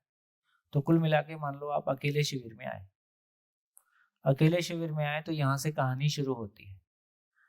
यहाँ से कहानी शुरू हुई तो बात शुरू हुई कि स्वयं के प्रति विश्वास। तो अभी तो स्वयं के प्रति विश्वास आ जाए तो अभी रूप बल धन पद के साथ मेरे सम्मान की निरंतरता बनी रहेगी और इंद्रियों में सुखी होने में निरंतरता बन जाएगी। इसके प्रति हमको विश्वास नहीं बनता है, इसमें ऊपर नीचे होता ही रहता है। इसलिए जब तक मैंने स्वयं को शरीर माना है तो स्वयं के प्रति विश्वास तो नहीं आता है। स्वयं के प्रति विश्वास कहाँ आएगा, स्वयं को पहचानने से आएगा। स्वयं को पहचानने से मतलब जीवन को पहचानने से आएगा। तो जीवन को मिनिमम हमने पहचाना कि सभी मानव जीवन रूप में समान है, सभी मानव में सुख की चाहना समान है, सभी मानव में समझने की अक्षय बल शक्ति समान है और सभी मानव अलग अलग हैं, उनकी योग्यता पात्रता क्षमता अलग अलग है। सभी मानव मूलतः मानव गलती करना नहीं चाहता है ना। जो फंडामेंटल है, जो बेस है, उसको हम पकड़ के रखते हैं तो हमको अपने में भी दिखाई देता है, फिर दूसरे के प्रति भी विश्वास होता है। तो स्वयं के प्रति विश्वास का मतलब क्या हुआ, स्वयं के प्रति विश्वास का मतलब है अपनी समझ के प्रति विश्वास, अपनी इच्छाओं के प्रति विश्वास, अपने विचारों के प्रति विश्वास, अपने निर्णय लेने के प्रति विश्वास, अपने कार्य और व्यवहार के प्रति विश्वास। कैसे आएगा, कैसे आएगा। शिविर से हमारी एक शुरुआत हुई। शिविर से हमको समझ में आ गया कि विश्वास के साथ जिया जा सकता है ना। ये जीने के लिए बात आई कि आगे अध्ययन। तो अध्ययन पूर्वक जैसे जैसे हम डिटेल में जाते हैं तो धीरे धीरे हमारा स्वयं को शरीर मानते हुए पूरा सॉफ्टवेयर, प्रिय हित लाभ का सॉफ्टवेयर, न्याय धर्म सत्य के सॉफ्टवेयर की छाया में आ जाता है। तो प्रिय हित न्याय धर्म सत्य के साथ में प्रिय हित लाभ नियंत्रित रहता है और मेरे को अपने, जब मैं इंद्रियों के साथ नियंत्रण पूर्वक जीता हूँ और अपने लक्ष्य के साथ जीता हूँ, उसमें मेरे विचारों में समाधान बना रहता है, तो धीरे धीरे मेरे अंदर विश्वास आता है कि भाव और विचार सुखदायी हो सकते हैं और मेरा सुख मेरे हाथ में हो सकता है, मेरा सुख दूसरों पे निर्भर नहीं है। धीरे धीरे ये नियंत्रण मेरे हाथ में। अभी तक मेरा सुख दुख कहाँ था, अभी तक मेरे दुख का कारण भी दूसरा है, सुख का कारण भी दूसरा है। अब धीरे से ध्यान में आया मेरे भाव और विचार मेरे सुख दुख का कारण है और प्रकृति नियम के साथ है, मुझ में समझने की क्षमता है, संपूर्ण को समझकर अपने भाव और विचार की स्थिरता को पाया जा सकता है। इसमें जैसे जैसे मेरी गति बनती है वैसे वैसे मेरा ध्यान इस बात पे चला जाता है और यहाँ से ये मेरी एक यात्रा फिर मेरी भी यात्रा चलती है, इस बीच साथ साथ मेरे परिवार की यात्रा भी चलती है, समाज की यात्रा भी चलती है। इस बीच में मेरी पात्रता जैसे जैसे बढ़ती है, मुझ में गुणा, तो यात्रा भी सुखदायी है ना। जितना भी दुख और समस्याएं हैं वो हमारी पूर्वाभ्यास और पूर्व मान्यताओं के साथ है। तो एक ये बड़ी बात कह रहे हैं। अभी तक लगता था कि संघर्ष करना होगा और युद्ध करना होगा या अपने आप से, तो समाधान का रास्ता समाधान से होके जाता है।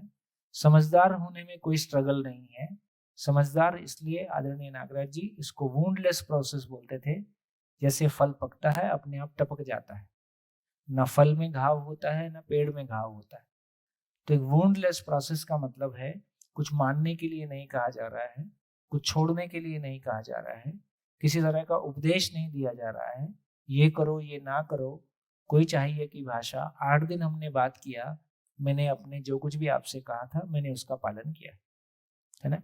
इसका मतलब है इसके बावजूद भी बात हो सकती है, इसके बावजूद भी ऐसी कोई बात निकल के नहीं आई जिसको आपने नकारा। इतना ही हो सकता है। कोई चीजें आपको तुरंत स्वीकार होती हैं, कोई चीज पे लगता है कि और शोध करने की आवश्यकता है और एक्सप्लोर करने की आवश्यकता है। इस रूप में हम लगातार आगे बढ़ते रहे। तो धीरे से ये भी समझ में आया परिवार में भी ऐसे ही जिया जा सकता है। परिवार में अपनी बात दूसरे से मनवाने की भी ऐसी क्या जल्दी है। तो परिवार में भी हम संवाद कर सकते हैं, सही का प्रस्ताव रख सकते हैं। कब? अध्ययन के पैड पे परिवार है तब। जब परिवार अध्ययन के पैड पे नहीं है तो हम अपनी बात मनवाने के लिए उतावले रहते हैं, सामने वाला नहीं मानना चाहता है और दोनों के बीच में स्ट्रगल बनी रहती है।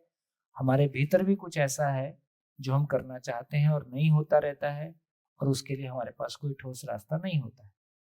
तो धीरे से हमारी ये क्लैरिटी बनी कि न्यायपूर्वक सोचना, न्यायपूर्वक बोलना, न्यायपूर्वक जीना ही एकमात्र साधना है। तो साधना के नाम पे ना खाना छोड़ना है, ना यहाँ खाने के लिए कह रहे हैं, ना यहाँ उपवास के लिए कह रहे हैं, ना कोई और चीज के लिए कह रहे हैं। यदि आप देखो, आपने ये भी पाया होगा इन 8 दिनों के दौरान आपने रोजमर्रा से ज्यादा खाना खाया कि कम ही खाया? ज्यादा खाया कि आवश्यकता अनुसार खाया? आवश्यकता अनुसार। आप पहले ये समझ लेते हो कि सामने वाला क्या बुलवाना चाह रहा है। मैं कुछ बुलवाना नहीं चाह रहा हूं, मैं तो केवल पूछना चाह रहा हूं। जब हम अपने में खुश रहते हैं तो ओवर रेटिंग नहीं करते। जब अपने में अतृप्ति होती है उस खुशी को भरने के लिए हम ओवर रेटिंग करते हैं, उस खुशी को भर। तो यदि इन 8 दिनों में देखेंगे तो इंद्रियों के मामले में हम आप ज्यादा नियंत्रित रहे कि अनियंत्रित हो गए? ज्यादा नियंत्रित रहे। इसके लिए आपने अलग से कुछ नहीं किया, सहज रूप में दिन भर जो भी कुछ चर्चा होती रही, उस चर्चा से जो आपको मानसिक आराम मिला और अपने सुखी होने की संभावना दिखाई दी, उसके आधार पे हम खुद ही नियंत्रित रहते हैं। तो यहाँ से ये क्लैरिटी बनी कि स्वयं के प्रति विश्वास कैसे आएगा? तो अध्ययन पूर्वक आएगा। और अध्ययन करने का एक ही मतलब है, अध्ययन की परिभाषा है अनुभव की रोशनी में क्या कर रहा हूं, क्यों कर रहा हूं। कुछ बातें मैं बार बार रिपीट करता हूं ताकि आपके ध्यान में आ जाए। तो अध्ययन क्या है? अनुभव की रोशनी में क्या कर रहा हूं, क्यों कर रहा हूं। उसका क्या मतलब है? अनुभव की रोशनी का क्या मतलब है? 12-14 बुक्स में जो कुछ भी मटेरियल लिखा गया है, जो कुछ भी जिंदगी को लेके लिखा गया है, वो मेरे ध्यान में आ जाए, है ना। तो पहला काम श्रवण। श्रवण का मतलब जो कुछ भी लिखा है वो मैं सुन पाया। सुन पाया का मतलब है मेरी मेमोरी में आ गया, सारभूत उसका मेरी मेमोरी में आ गया। अब मेरे पास स्मृति में, चित्रण में अनुभव की रोशनी बनी रहती है। अभी अनुभव की रोशनी मेरी हो गई या मेमोरी में है? अभी मेरी नहीं हुई, अभी मेमोरी में है। अनुभव की रोशनी चित्रण में आ गई, साथ ही चित्रण में पूर्वाभ्यास और पूर्वाग्रह, मेरी मान्यताएं और मेरे इंद्रियों के साथ के अभ्यास भी अभी बने हुए हैं। अब जब मैं जीने जाता हूं स्वयं को शरीर मान के, तो वो रोशनी जो है वो बताती है कि गाड़ी पटरी से उतर गई। क्योंकि देखो, इस बात पे भी आप ध्यान दे सकते हैं, जब हमारे पास ये दर्शन नहीं है तो हमारे पास सही गलत का आधार नहीं है, उचित अनुचित का आधार नहीं है ना। कोई मुझको अप्रिशिएट कर देता है, मेरी तारीफ कर देता है, तो मुझको लगता है मैं ठीक ठाक आदमी हूँ। और कोई मेरे को नहीं स्वीकारता है तो मुझको लगता है कि मैं खराब आदमी हूँ या कुछ तो गड़बड़ है।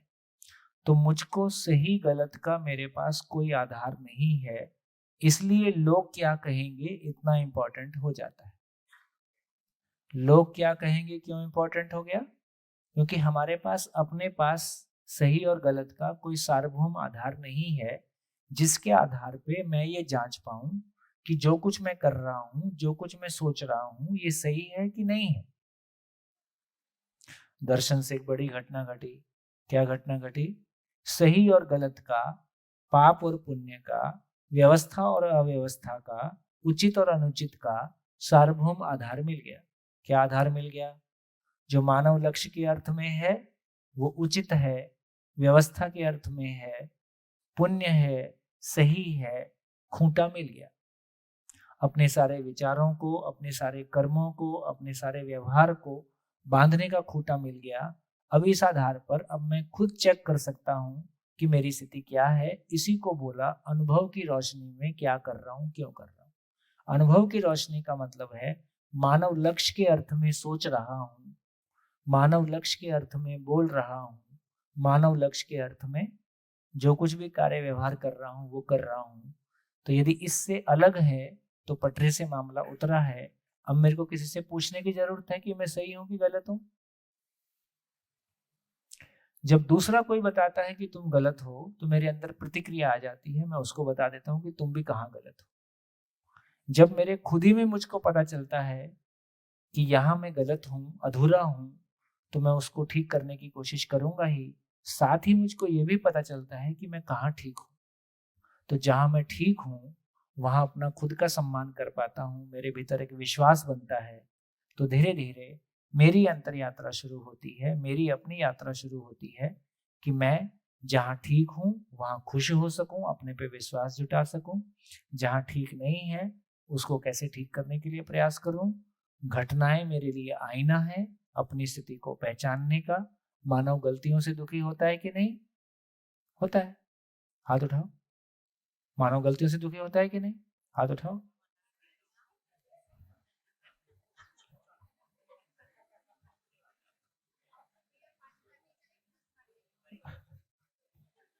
परिचय शिविर आज तक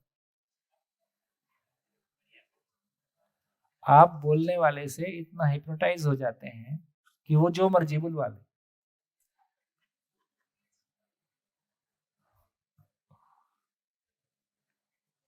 आधे से ज्यादा नहीं हाथ उठाया।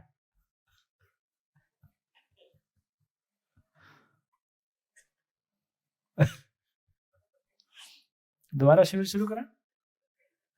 7 दिन फिर। पहला सेंटेंस था गलतियों से दुखी होते हैं कि नहीं होते हैं?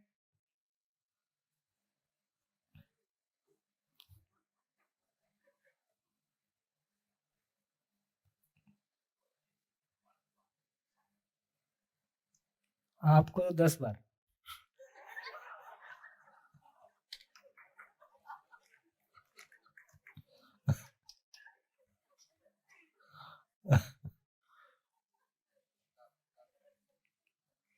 जितनी उम्र ज्यादा उतने शिविर ज्यादा। क्या यंग लोगों के पास बैगेज कम है तो उनको कम में काम चल जाएगा। जितनी उम्र उतने महीने, ऐसा है कोर्स। सीरियसली बोल रहा हूं एकदम। जितनी उम्र उतने महीने लगा लो। 20 साल उम्र 20 महीने, 30 साल उम्र 30 महीने, 50 साल उम्र 50 महीने। 50 महीने मतलब 4 साल। मजाक नहीं, सीरियसली बोल रहा हूँ। ऐसा ऐसा बना के चलेंगे तो इतना धैर्य कम से कम बना के चलेंगे तो अपन एक अच्छी स्थिति को पा जाएंगे। देखिए फिर से कहना चाह रहा हूँ, ये घाटे का सौदा नहीं है। हजारों साल की हमारी यात्रा है। आज की जो हमारी मानसिकता है ये एक दिन की यात्रा नहीं है। आदरणीय नागराज जी से किसी ने पूछा क्या वो हल्की फुल्की बात करते नहीं थे, तो उनसे हल्की फुल्की बात करना बहुत मुश्किल था। तो गंभीर मतलब बहुत अच्छे से ही बात उनसे करने का वो था। तो कभी कभी हम देखते थे कि वो हल्के फुल्के मूड में हैं तो कुछ हल्की बात पूछ लेते थे। तो किसी एक हल्के फुल्के मोड में हमारे मित्र ने पूछा कि बाबा पिछली शरीर यात्रा में मैं क्या था, पिछली शरीर यात्रा में मैं क्या था। तो जो जवाब मिला बहुत गजब का था और आंसर सुनते ही उसकी पूर्ण तृप्ति हो गई। आंसर क्या मिला? बोले जैसे थे इससे खराब ही थे।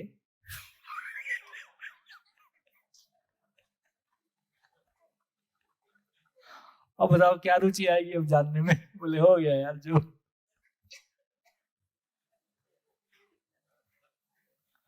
और ये सच्चाई है भाई, जो कुछ पूर्व शरीर यात्राओं का जो कुछ भी सारा निष्कर्ष है, अच्छाई है, वो लेके आज हम बैठे हैं। तो जैसे थे इससे खराब ही थे, ये बात सही है। तो ऐसा बोलते ही पीछे का कुछ भी जानने की अब रुचि नहीं रहती, इतना ही समझे कि अब इससे आगे और कैसे बढ़ा जाए। चलिए, तो इसका मतलब है कि ये जो फंडामेंटल जो प्रेमाइस बनाए हैं, जो कुछ मूल आधार बनाए हैं, इसलिए हमने कहा था कि जब शिविर डिलीवर करना शुरू किया था तो कुछ मूलभूत चीजें, किसी दर्शन को सुनने के लिए हमारी दृष्टि कैसी हो, इसके लिए हमने शुरू का एक दिन लगाया था। और वहां पे कुछ मूल बातें आपके सामने रखी थी कि हम गलतियों से दुखी होते हैं कि नहीं, गलतियों से सीखते हैं कि नहीं, है ना। ऐसी कुछ बातें आपके सामने की थी। तो ये सब हमको ध्यान में रहेगा। तो बेसिकली जो बात कर रहे हैं कि श्रवण का मतलब है कि अब वो रोशनी मेरे पास आ गई, मेरी मेमोरी में है। मेरी मेमोरी से जब मैं पूर्वाभ्यास और पूर्वाग्रह के साथ जीने जाता हूं तो मेरे को मेरा अधूरापन दिखाई देता है। पहले से आपकी पीड़ा बढ़ेगी, क्योंकि अब तक तो मैं किसी गलती को जस्टिफाई कर लेता था।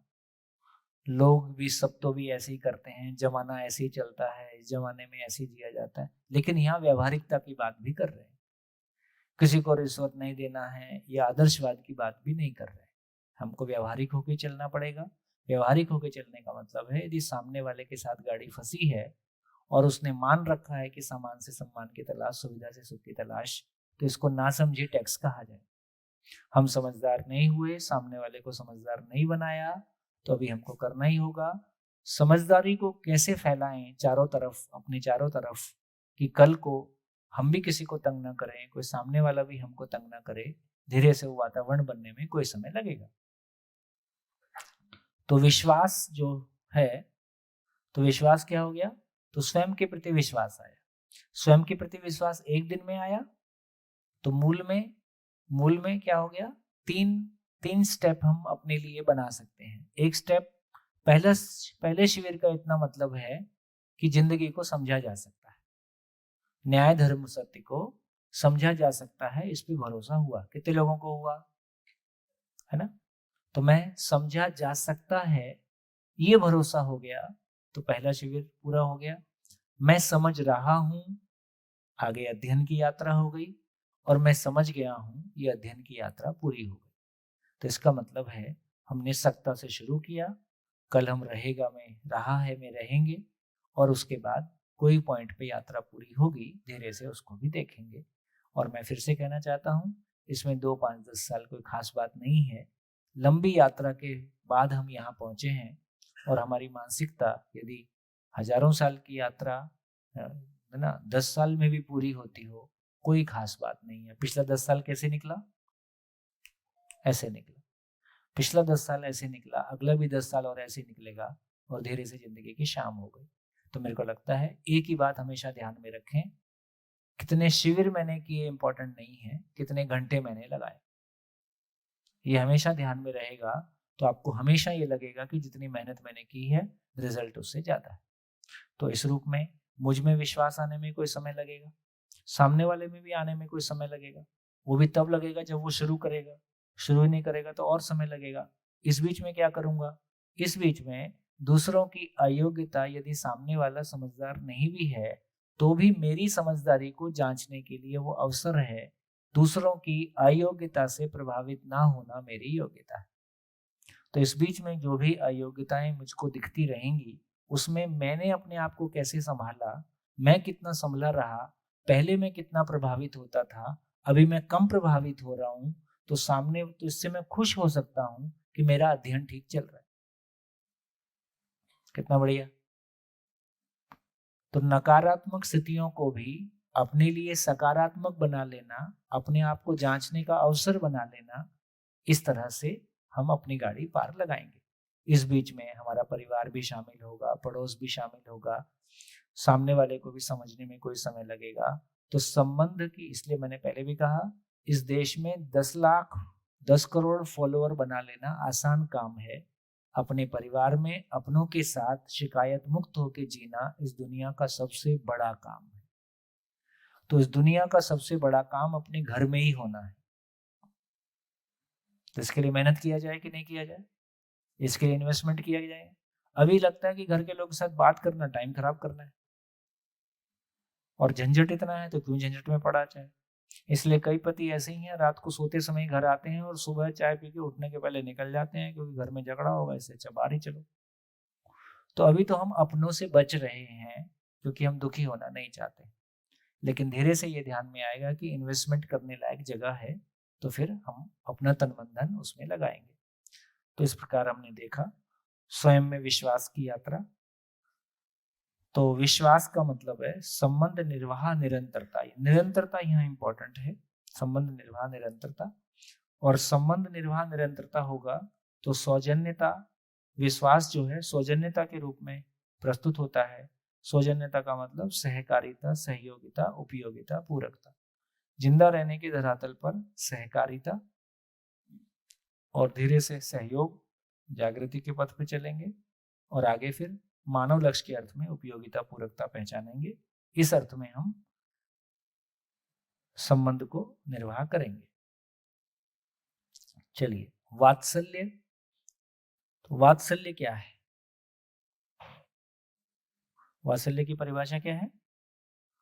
वात्सल्य की परिभाषा है अभ्युदय सर्वतोमुखी समाधान के अर्थ में बेसिकली दूसरे को समझदार बनाने की जिम्मेदारी का भाव। दूसरों को समझदार बनाने की जिम्मेदारी का भाव है ना।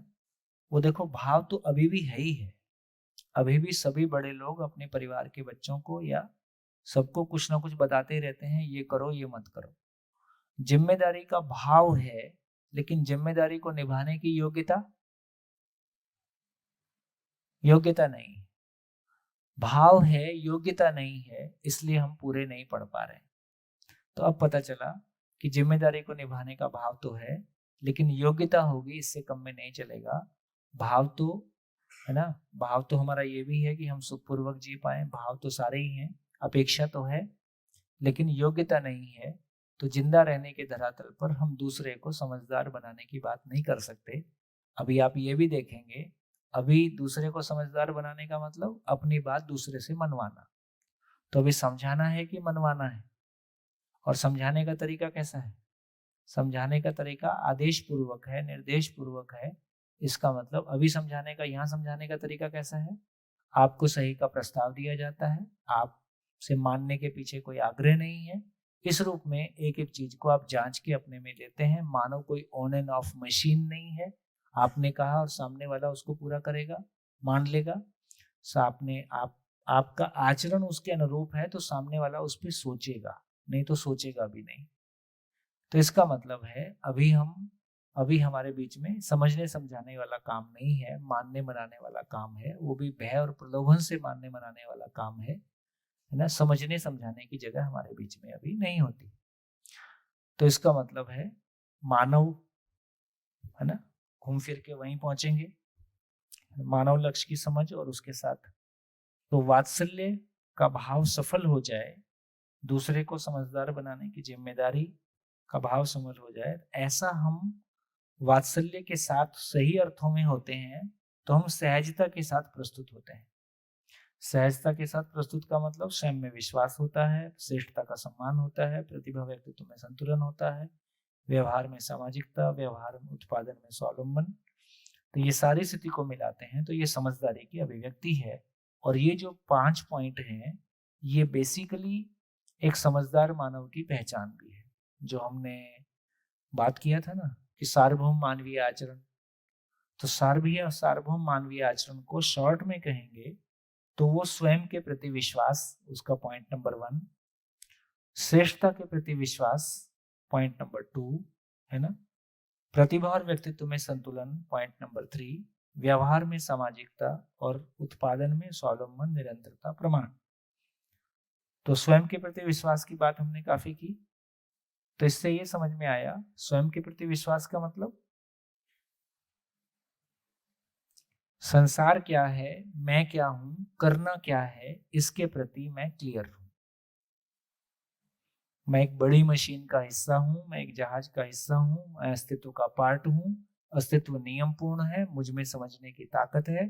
समझने के लिए दर्शन के रूप में प्रस्ताव उपलब्ध है और इस दर्शन के माध्यम से मैं अस्तित्व को समझ सकता हूं और मेरी भूमिका को पहचान सकता हूं। मैंने मेरी भूमिका पहचान ली है, इस भूमिका से मैं भी तृप्त हूं और मेरा वातावरण भी इस भूमिका से तृप्त है। इसका नाम स्वयं के प्रति विश्वास। बढ़िया। श्रेष्ठता के प्रति सम्मान। तो श्रेष्ठता के प्रति सम्मान ये इंपॉर्टेंट चीज है। जब मैं स्वयं के प्रति विश्वास के साथ होता हूं तो दूसरों की श्रेष्ठता को पहचान पाता हूं, एप्रिशिएट कर पाता हूं। क्योंकि दूसरे की श्रेष्ठता, यदि मुझ में स्वयं में विश्वास नहीं है तो दूसरे की श्रेष्ठता मेरे एग्जिस्टेंस पे खतरा बन जाती है। यदि मुझ में स्वयं के प्रति विश्वास नहीं है और दूसरा अच्छा परफॉर्म कर रहा है तो मैं अपने आप को छोटा महसूस करने लगता हूँ, गलत महसूस करने लगता हूँ। तो जब मैं स्वयं के प्रति विश्वास के साथ नहीं होता हूँ तो दूसरों के मार्क्स ज्यादा आ गए तो मैं क्या कहूँगा, नकल से आए होंगे। दूसरों के पास पैसा आ गया तो मैं क्या बोलूंगा, नंबर 2 का आया होगा। तो मैं स्वीकार करने के लिए तैयार नहीं होता हूँ कि दूसरे ने कुछ अच्छा करके कुछ पाया है। तो यहाँ ये बात आई कि मैं दूसरों की अच्छाइयों को एप्रिशिएट कर सकूं। बार बार ये बात आ रही है। हम घर में भी, पहले भी बात आई, हम घर में भी एक दूसरे की अच्छाइयों को एप्रिशिएट कर पाए। अच्छी बात को 100 बार कहा जाए, किसी गलती को एक बार धीरे से कहा जाए। अभी हम क्या करते हैं, गलतियों को 100 बार कहते हैं, अच्छाई तो कभी कह नहीं पाते, है ना। खाना अच्छा बना है ऐसा कहाँ कहते हैं खाते समय, घर में नहीं कहते।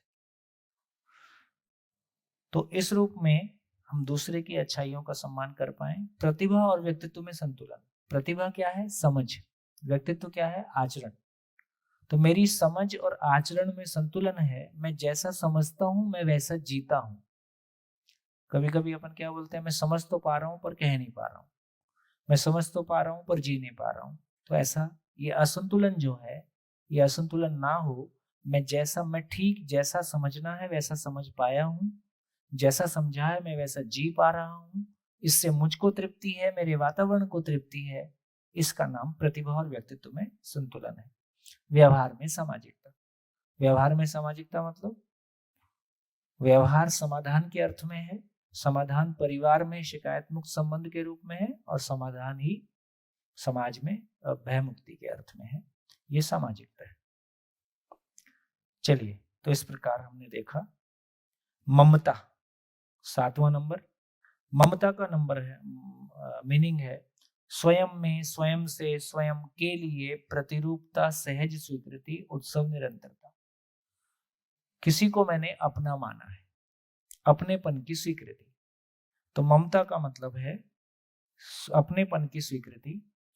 तो जिसके प्रति ममता है, जिसको मैंने अपना स्वीकारा है, उसके प्रति मेरा ममता का भाव है।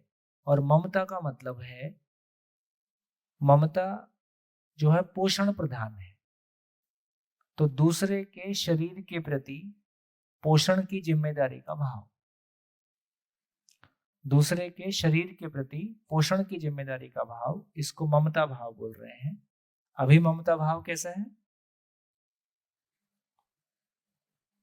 एक मैं बच्चों का शिविर कर रहा था तो मैंने परिभाषा बोर्ड पे लिखी, समझदारी के प्रकाश में दूसरे के शरीर के पोषण की जिम्मेदारी का भाव। ऐसा मैंने बोर्ड पे लिखा। फिर मैंने बच्चों से पूछा आजकल ममता भाव कैसा है। ये बच्चों की दी हुई परिभाषा है, भ्रम के अंधेरों में शरीर के शोषण की जिम्मेदारी का भाव।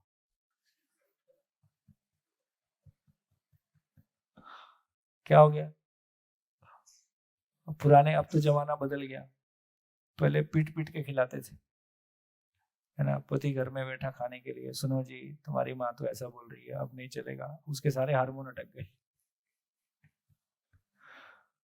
तो पोषण एक तो, फिर दूसरा हमको पोषण, अभी की जो समस्या है वो ये है कि अभी हमको लगता है बस 4 साल का बेटा 16 साल का दिखने लगे। माँ का सारा भाव जो है वो ममता में चला जाता है, और ओवर ईटिंग करा करा के और ओवर ईटिंग कर करके हम सब परेशान हैं। तो ये भी किसी के घर जाएं तो खाने की बहुत जिद होती है, क्योंकि खाना खत्म हो गया तो बात क्या करोगे, तो ऊर्जा खाने पे बहुत लगती है। तो ये सारी चीजों को आप देखेंगे तो सही अर्थों में, जैसे किसी को खाने पे बुलाते हैं तो खाने, वाकई में खाने पे बुलाते हैं क्या? खाने पे बुलाना तो एक बीच की बात है। हम कोई आपस में चर्चा करना चाहते हैं, कोई बात करना चाहते हैं, किसी निष्कर्ष तक पहुंचना चाहते हैं, दूसरे से कुछ सुनना चाहते हैं, कुछ शेयर करते हैं, है ना। लेकिन चूंकि शरीर प्रधान हम जीते हैं, इसलिए खाना खाना और खिलाना ही एक बड़ी एक्टिविटी के रूप में देखा जाता है। तो चलिए, ममता, जिसके प्रति मेरे को ममता का भाव होता है उसके प्रति मैं उदारता से प्रस्तुत होता हूँ, है ना। जैसे अपने बच्चों के प्रति हमारा ममता का भाव है, तो उनके प्रति हम प्रतिफल अपेक्षा विहीन कर्तव्य दायित्व वहन तन मन धन अर्पण, तो उनसे किसी अपेक्षा नहीं रखते हैं कि इनके लिए ये करेंगे तो ये मिलेगा, है ना। क्योंकि उनके प्रति हमारा ममता का भाव है तो उनके साथ हम उदारता से प्रस्तुत होते हैं। उदारता का मतलब है कि हमारा तन मन धन उनके लिए उपलब्ध हो जाता है। तो ममता भाव उदारता के रूप में प्रस्तुत होता है। सम्मान का मतलब है व्यक्तित्व एवं प्रतिभा में श्रेष्ठता, सहज प्रमाण का पहचान और स्वीकृति प्रमाण। तो बेसिकली मैं सम्मान, जैसे मैंने अभी आपसे बात कही कि सम्मान क्या चीज है। सम्मान क्या चीज है? सम्मान का इतना ही मतलब है कि सामने वाला जो कह रहा है वो श्रेष्ठ बात है और वो वैसा आचरण भी करता है। तो किसी व्यक्ति में हम प्रतिभा और व्यक्तित्व में संतुलन देखते हैं, उसको वो हम सम्मान के रूप में व्यक्त करते हैं, सम्मान के रूप में स्वीकारते हैं। तो व्यक्तित्व एवं प्रतिभा में श्रेष्ठता, सहज प्रमाण की पहचान, उसकी स्वीकृति और प्रमाणित होने की प्रवृत्ति अपने में ऐसा सम्मान के साथ होते हैं तो हम सौहार्द्रता के साथ में प्रस्तुत होते हैं, स्पष्टता से मूल्यांकन करते हैं, क्रियाकलाप में स्पष्टता बनी रहती है, सार्थकता बनी रहती है।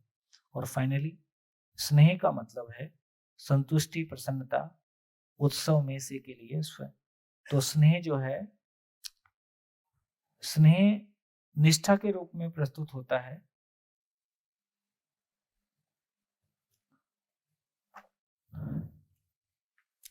तो देखिए कुछ निष्कर्षों को हम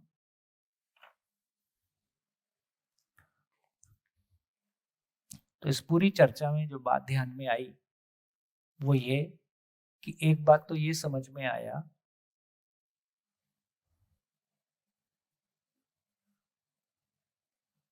संबंध के आधार पर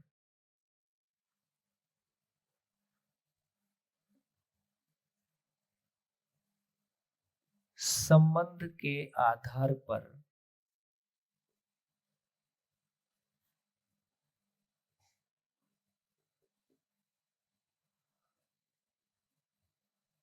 संबोधन सफल होता है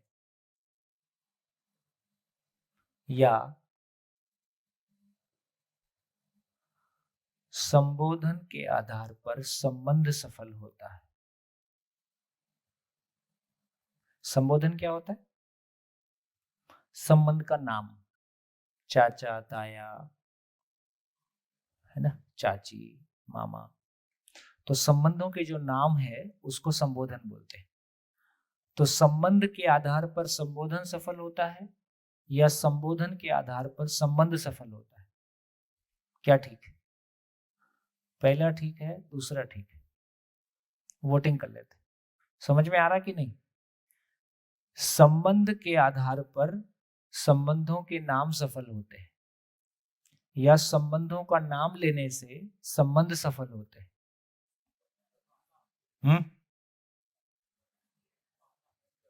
कितने लोग लगता है पहला, कितने लोग लगता है दूसरा? तो इसका मतलब ये हुआ कि अभी हम कैसा जी रहे हैं, दूसरा वाला। ये ध्यान में आ गया। एक माँ से 2 बच्चे पैदा हुए, माँ ने बता दिया तुम दोनों भाई बहन हो, लड़ना नहीं है। बच्चों को समझ में आ गया, लड़ा जा सकता है।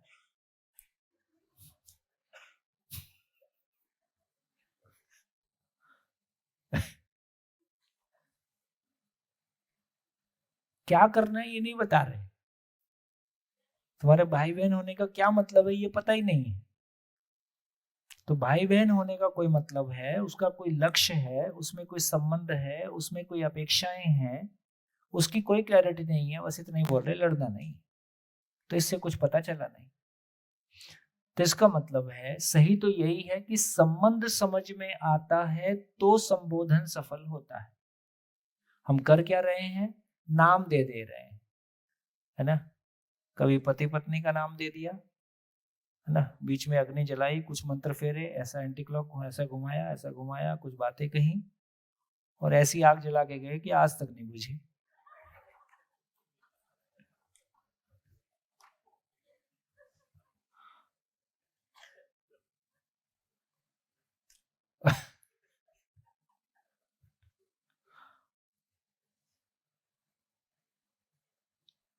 ऐसी शादी सफल नहीं हो रही।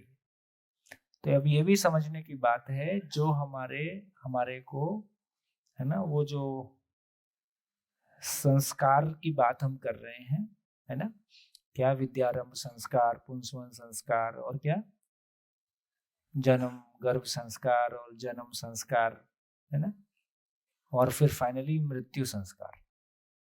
ऐसा हम संस्कारों की बात कर रहे हैं। तो ये सही अर्थों में हम संस्कारों की बात कर रहे हैं कि संस्कारों को प्रतीक रूप में स्थापित कर रहे हैं। वो प्रतीक रूप में उसकी स्थापना है, संस्कार तो आया नहीं। विवाह संस्कार से विवाह सफल नहीं हो रहा है। इसका मतलब है अपेक्षाएं हमने व्यक्त की हैं, लेकिन उन अपेक्षाओं के अनुरूप हमारी योग्यता बन पाए, ऐसा नहीं हुआ। इसका अर्थ है समझे बिना कुछ चलेगा नहीं, है ना। केवल कुछ, है ना, कुछ अपेक्षाएं व्यक्त करने से, कुछ अच्छी बातें कहने से जिंदगी नहीं चल रही है। लेकिन कम से कम अच्छी बातें कहीं हो तो हमारे ध्यान में है। तो जो कुछ हुआ अच्छी बात है, लेकिन वो अपने आप में पर्याप्त नहीं है। तो देखो अब ये ध्यान में आ गया, जैसे विश्वास, सम्मान जो है, विश्वास, सम्मान, स्नेह। स्नेह जो है मित्र भाव है, सम्मान उसका मूल्यांकन है ना, उपयोगिता है, और विश्वास होने के रूप में है। तो विश्वास, सम्मान, स्नेह, इसका नाम मित्र है कि मित्र बोलने से ये भाव पैदा हो जाता है। भाव का नाम मित्र है कि मित्र बोलने से भाव पैदा हो जाता है। तो जहां ये भाव है उसका नाम मित्र है, मित्र बोलने से ये भाव पैदा होगा ऐसा जरूरी नहीं है। तो ये संबंध के आधार पर संबोधन सफल होता है ना। तो विश्वास, सम्मान, स्नेह, है ना, ममता, इसका नाम मां है। विश्वास, सम्मान, स्नेह, वात्सल्य, इसका नाम पिता है, गुरु है। अब इसको देखने से कुछ कंफ्यूजन होता है, जो मैंने बोर्ड पे लिखा, कुछ कंफ्यूजन होता है कि नहीं?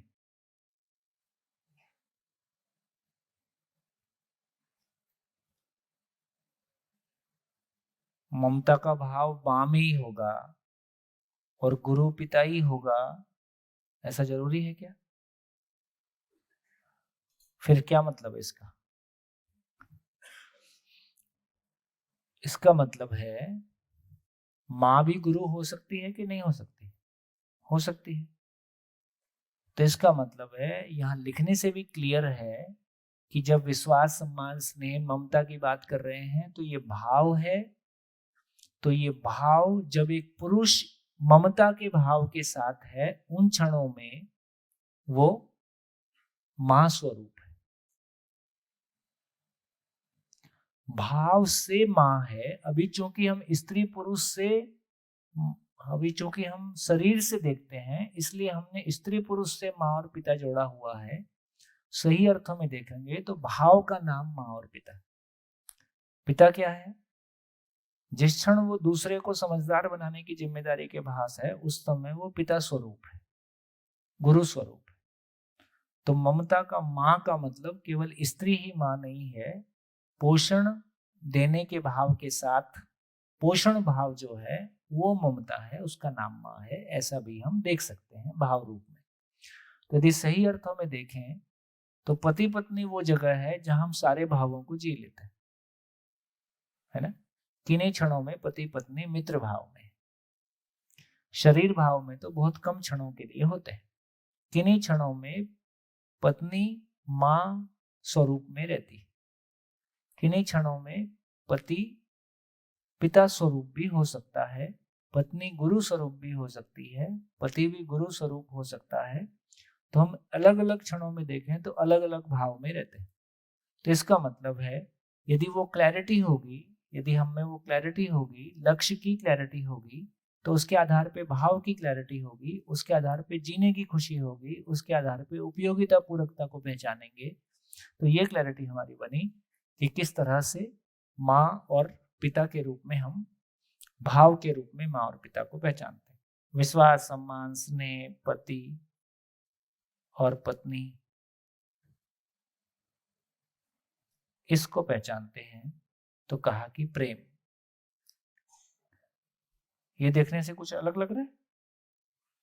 बोले प्रेम क्या है?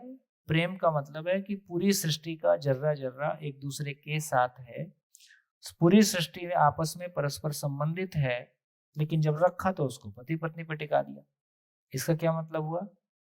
तो इसका यहाँ ये मतलब हुआ कि बेसिकली पति पत्नी का मतलब है पूर्णता को प्रमाणित करने के अर्थ में दो लोग साथ साथ आए, इसको पति पत्नी बोल रहे हैं। तो पूर्णता को प्रमाणित करने के लिए दो लोग साथ साथ आए, इसको पति पत्नी बोल रहे हैं। तो बेसिकली एक व्यक्ति की यात्रा पूर्णता की यात्रा है, दो व्यक्ति की साथ साथ यात्रा पूर्णता की यात्रा है। उस पूर्णता की यात्रा में पति पत्नी एक दूसरे के लिए फिजिकली, मेंटली, इमोशनली कंपैटिबल हैं, उपयोगिता पूरकता को निभाने की जगह में है। सही अर्थों में पति पत्नी पूर्णता की यात्रा में दो मित्र हैं। पूर्णता की यात्रा का मतलब है कि आचरण को मल्टीप्लाई करना। तो एक बच्चे को जन्म देने से लेके और एक सही आचरण को मल्टीप्लाई करने तक ये दोनों एक दूसरे के लिए फिजिकली, मेंटली, इमोशनली कंपैटिबल हैं। सही अर्थों में देखो तो पति पत्नी से बढ़िया और कोई दोस्त हो नहीं सकता। ये तगड़ी वाली दोस्ती है और ये जन्म जन्मांतर की दोस्ती है। ये एक ही जन्म चले ऐसा नहीं है, कई जन्म भी चल सकती है। तो उस ढंग से देखें तो पुराने समय में रिश्तों को हमने, पति पत्नी संबंध को हमने जिस गहराई से स्थापित किया, देखो हमारे समय तक तो ये बहुत क्लियर था कि पति पत्नी आजीवन पवित्रता के साथ जिएंगे, यही अधिकांश को स्वीकार होता था। और यदि विचार में भी कोई गलती आ गई तो भी खराब लगता था, अपराध बोध होता था। प्रैक्टिकली करना तो बहुत दूर की बात है। अधिकांश लोगों में सैद्धांतिक स्वीकृति यही थी कि पति पत्नी मतलब आजीवन पवित्रता के साथ में जिएंगे। अभी ये स्वीकृतियां बदल रही हैं। अभी मैं अहमदाबाद में शिविर कर रहा था, पिराना में, तो 30 साल की एज के युवाओं ने शेयर किया कि हमारी एज के लगभग 70% लोगों में प्री मैरिटल सेक्स स्वीकार्य है। अब वो कितना सबके बीच है या कितना नहीं है, बाकी तो मुंबई वाले बताएंगे, है ना। है जगह दिया। तो ये जो नया लाइफस्टाइल निकल के आया ट्रांसपेरेंसी के नाम पे और व्यक्तिगत स्वतंत्रता के नाम पे, इसमें प्री मैरिटल और पोस्ट मैरिटल दोनों दरवाजे खुले। फिर मैं तुम्हारी व्यक्तिगत स्वतंत्रता के बीच में नहीं आऊंगा, तुम मेरी व्यक्तिगत स्वतंत्रता के बीच में मत आओ। तुम जो करोगे मेरे को स्वीकार है, मैं जो करूंगा तुम स्वीकार करो। हम फाइनली यहाँ पहुंच गए। इसलिए रिलेशनशिप जैसा कुछ बहुत नहीं रह गया है, अपनी आवश्यकता पूर्ति की बात रह गई। जब तक चले तब तक ठीक है, और लाइफ टाइम कोई कमिट नहीं करना चाहता है क्योंकि कोई फंसना नहीं चाहता। क्योंकि दिख गया कि ये मामला लाइफ टाइम चलने वाला है नहीं, इसलिए लिव इन और तमाम चीजें का कारण उतना ही है कि लाइफ टाइम कमिट करना मुश्किल है। ऐसा अपना भी नहीं दिखता है, ऐसा दूसरे का भी नहीं दिखता है। अब ये समझ में आ रहा है कि यदि सही अर्थों में देखेंगे, यदि कोई लक्ष्य नहीं है तो लाइफ टाइम वाकई में किसी के साथ टिकना मुश्किल है। पहले लोग टिक गए थे क्योंकि कुछ और सोचने के लिए था भी नहीं, और आस्थाओं की वजह से भी एक जिंदगी साथ साथ जीने की बात थी। अब ये दोनों ही प्रतिभाशाली हैं, दोनों ही पढ़े लिखे हैं, दोनों ही अपने आप में पैसा कमाने में सक्षम हैं, अब साथ कैसे टिक पाए? लक्ष्य कोई है नहीं, कॉमन गोल कोई है नहीं। गोल दोनों के अपने अपने हैं, दोनों के अपने अपने कैरियर हैं, अपनी अपनी चॉइस है, अपनी अपनी दुनिया है। इसलिए अब ये मुश्किल हो गया। तो अभी क्या समझ में आया कि अब समझदारी हमारे लिए बहुत आवश्यक हो। पहले बिना समझदारी के फिर भी काम चल गया था, अब समझदारी के बिना परिवार नहीं चल पाएगा। हम यहाँ पहुंच गए। तो धीरे से ही हमारे ध्यान में आया कि बेसिकली पति पत्नी एक यात्रा की, एक साथ साथ यात्रा के अर्थ में दो लोग हैं। इसलिए पति पत्नी, इसलिए विवाह की परिभाषा है, इसलिए विवाह की परिभाषा है विवेक पूर्वक वहन करना विवाह है। विवेक पूर्वक वहन करना मतलब निभाना, विवेक पूर्वक वहन करना विवाह है। और ये विवेक का मतलब क्या है? विवेक का 3 मतलब है। जीवन के अमरत्व का बोध, जीवन अमर है इसका बोध हो, इसकी समझ हो। शरीर नश्वर है, शरीर नश्वर है इसका बोध, और व्यवहार के नियम है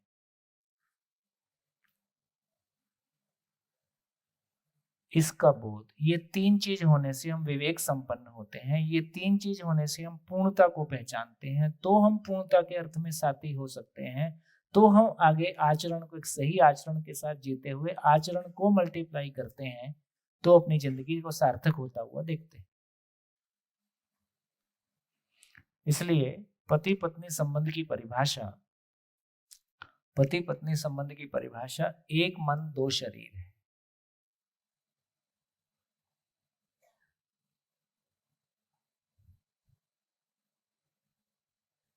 एक मन दो शरीर का मतलब है, नंबर 1,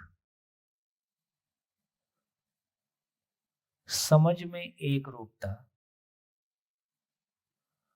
समझ में एक रूपता, विचारों में पूरकता,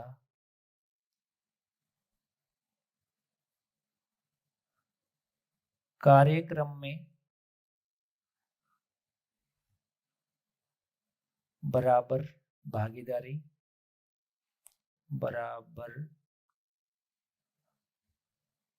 भागीदारी, और फल परिणाम में बराबर जिम्मेदारी।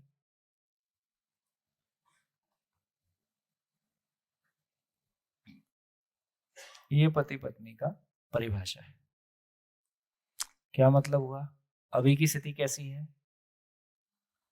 अभी की स्थिति कैसी है? अभी की स्थिति समझ में एक रूपता की मान्यता अपनी अपनी, अपनी अपनी मान्यताओं के साथ,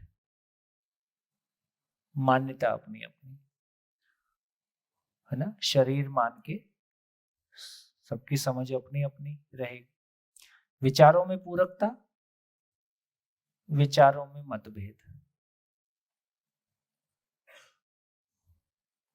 कार्यक्रम में बराबर की भागीदारी,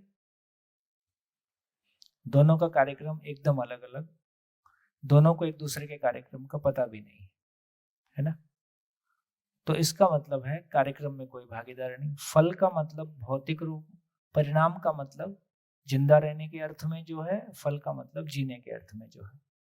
फल परिणाम में बराबर की जिम्मेदारी, जो भी फल आया, जैसा भी आया, रिजल्ट आया, उसमें बराबर की जिम्मेदारी, दोनों मिलके उसको ओन करते हैं। अभी कैसा है? जब भी किसी एक से गलती हुई दूसरा AK-47 लेके ही बैठा रहता है ना। तुमको कहा था, तुमको समझाया था, तुम सुनती कहाँ हो, है ना, अपनी ही चलाती हो। तो कुल मिला के आपस में विरोध बना रहता है, कोई भी गलती के समय विरोध फट जाता है। तो ये सारी स्थिति से इतनी ही बात पता चली कि जब तक समझ में एक रूपता कहाँ आएगी। तो जीने का स्वरूप ही एक है, मानव लक्ष्य के अर्थ में ही एक रूपता है। तो मानव लक्ष्य के अर्थ में जब तक समझ में एक रूपता नहीं होगी, तब तक विचारों में आपस में पूरकता नहीं होगी, तब तक कार्यक्रम में कोई भागीदारी नहीं होगी, तब तक फल परिणाम भी अलग अलग रहेगा। और हम एक दूसरे का विरोध या एक दूसरे से असहमत रहते हुए अपनी अपनी बात को मनवाने के लिए, जैसा इन्होंने कहा कि मैं वीडियो देखता हूँ, अब बच्चे कोई आता है, अब उनको लगता है कि आपको जो पसंद है वो भी आप देख रहे हो, हमको जो पसंद है वो हम देख रहे हैं, लेकिन किसका देखने लायक है और किसका देखने नहीं लायक है, इसका तय कैसे होगा। तो इसका मतलब ये हुआ कि जो मानव लक्ष्य के अर्थ में है वो सभी को देखने की जरूरत है, सभी को वो समझ में आ जाए कि वो मेरी भी जरूरत है। अभी हमको लगता है कि नहीं ये तुम्हारी जरूरत है, हमारी जरूरत तो ये नहीं है। तो जब तक ये भेद बना रहेगा तब तक कॉन्फ्लिक्ट भी बना रहेगा। लेकिन ये बात भी ठीक है कि फाइनली आदमी किसी आचरण को ही देखना चाहता है। वो आचरण आज नहीं, या तो आचरण से घर के लोग सहमत हो जाएं, या कभी कभी हम व्हाइट मेल कर देते हैं। ब्लैक मेल होता है ना, एक व्हाइट मेल होता है। तो व्हाइट मेल का मतलब है कि ऐसे तो आदमी 7 दिन नहीं दे, भाई मेरे प्यार के लिए 7 दिन दे दो, मेरे को प्यार करते हो ना तो 7 दिन दे दो, ऐसे व्हाइट मेल कर देते ब्लैक मेल की जगह। तो या फिर अपने आसपास का माहौल बदलने लगता है, तो उस माहौल की वजह से फिर चीजें बदल जाती हैं। तो इस तरह से एक व्यक्ति में, परिवार में और समाज में परिवर्तन के स्वरूप दिखाई देते हैं। लेकिन ये दिखाई देता है कि व्यक्ति से लेके, परिवार से लेके, शिक्षा से लेके, व्यवस्था से लेके विश्व तक, कोई भी चीज, सब कुछ एक कैनवस पे, एक लाइन पे रख के बात की जा सकती है, और सभी जगह हम प्रैक्टिसेबल सॉल्यूशन को पा सकते हैं और सभी से बात कर सकते हैं। ये एक आत्मविश्वास बना, नहीं तो आदमी से बात ही नहीं हो सकती। इतनी कंडीशनिंग अलग अलग है कि अपने ही घर में, अपने ही बच्चों से या अपनी ही फैमिली में बात करना मुश्किल हो गया, क्योंकि हम सबकी दुनिया अपनी अपनी और अलग अलग दुनिया हो गई। तो कम से कम एक आशा की किरण बनती है कि नहीं, सबसे बात हो सकती है ना। और सब हम एक ही जैसे हैं, हम सबका लक्ष्य एक है, हम सबकी मंजिल एक है, हम सबकी राहें भी एक है, इसलिए हाथ में हाथ डाल के चला जा सकता है। बढ़िया, धन्यवाद, नमस्कार, फिर मिलेंगे ब्रेक के बाद।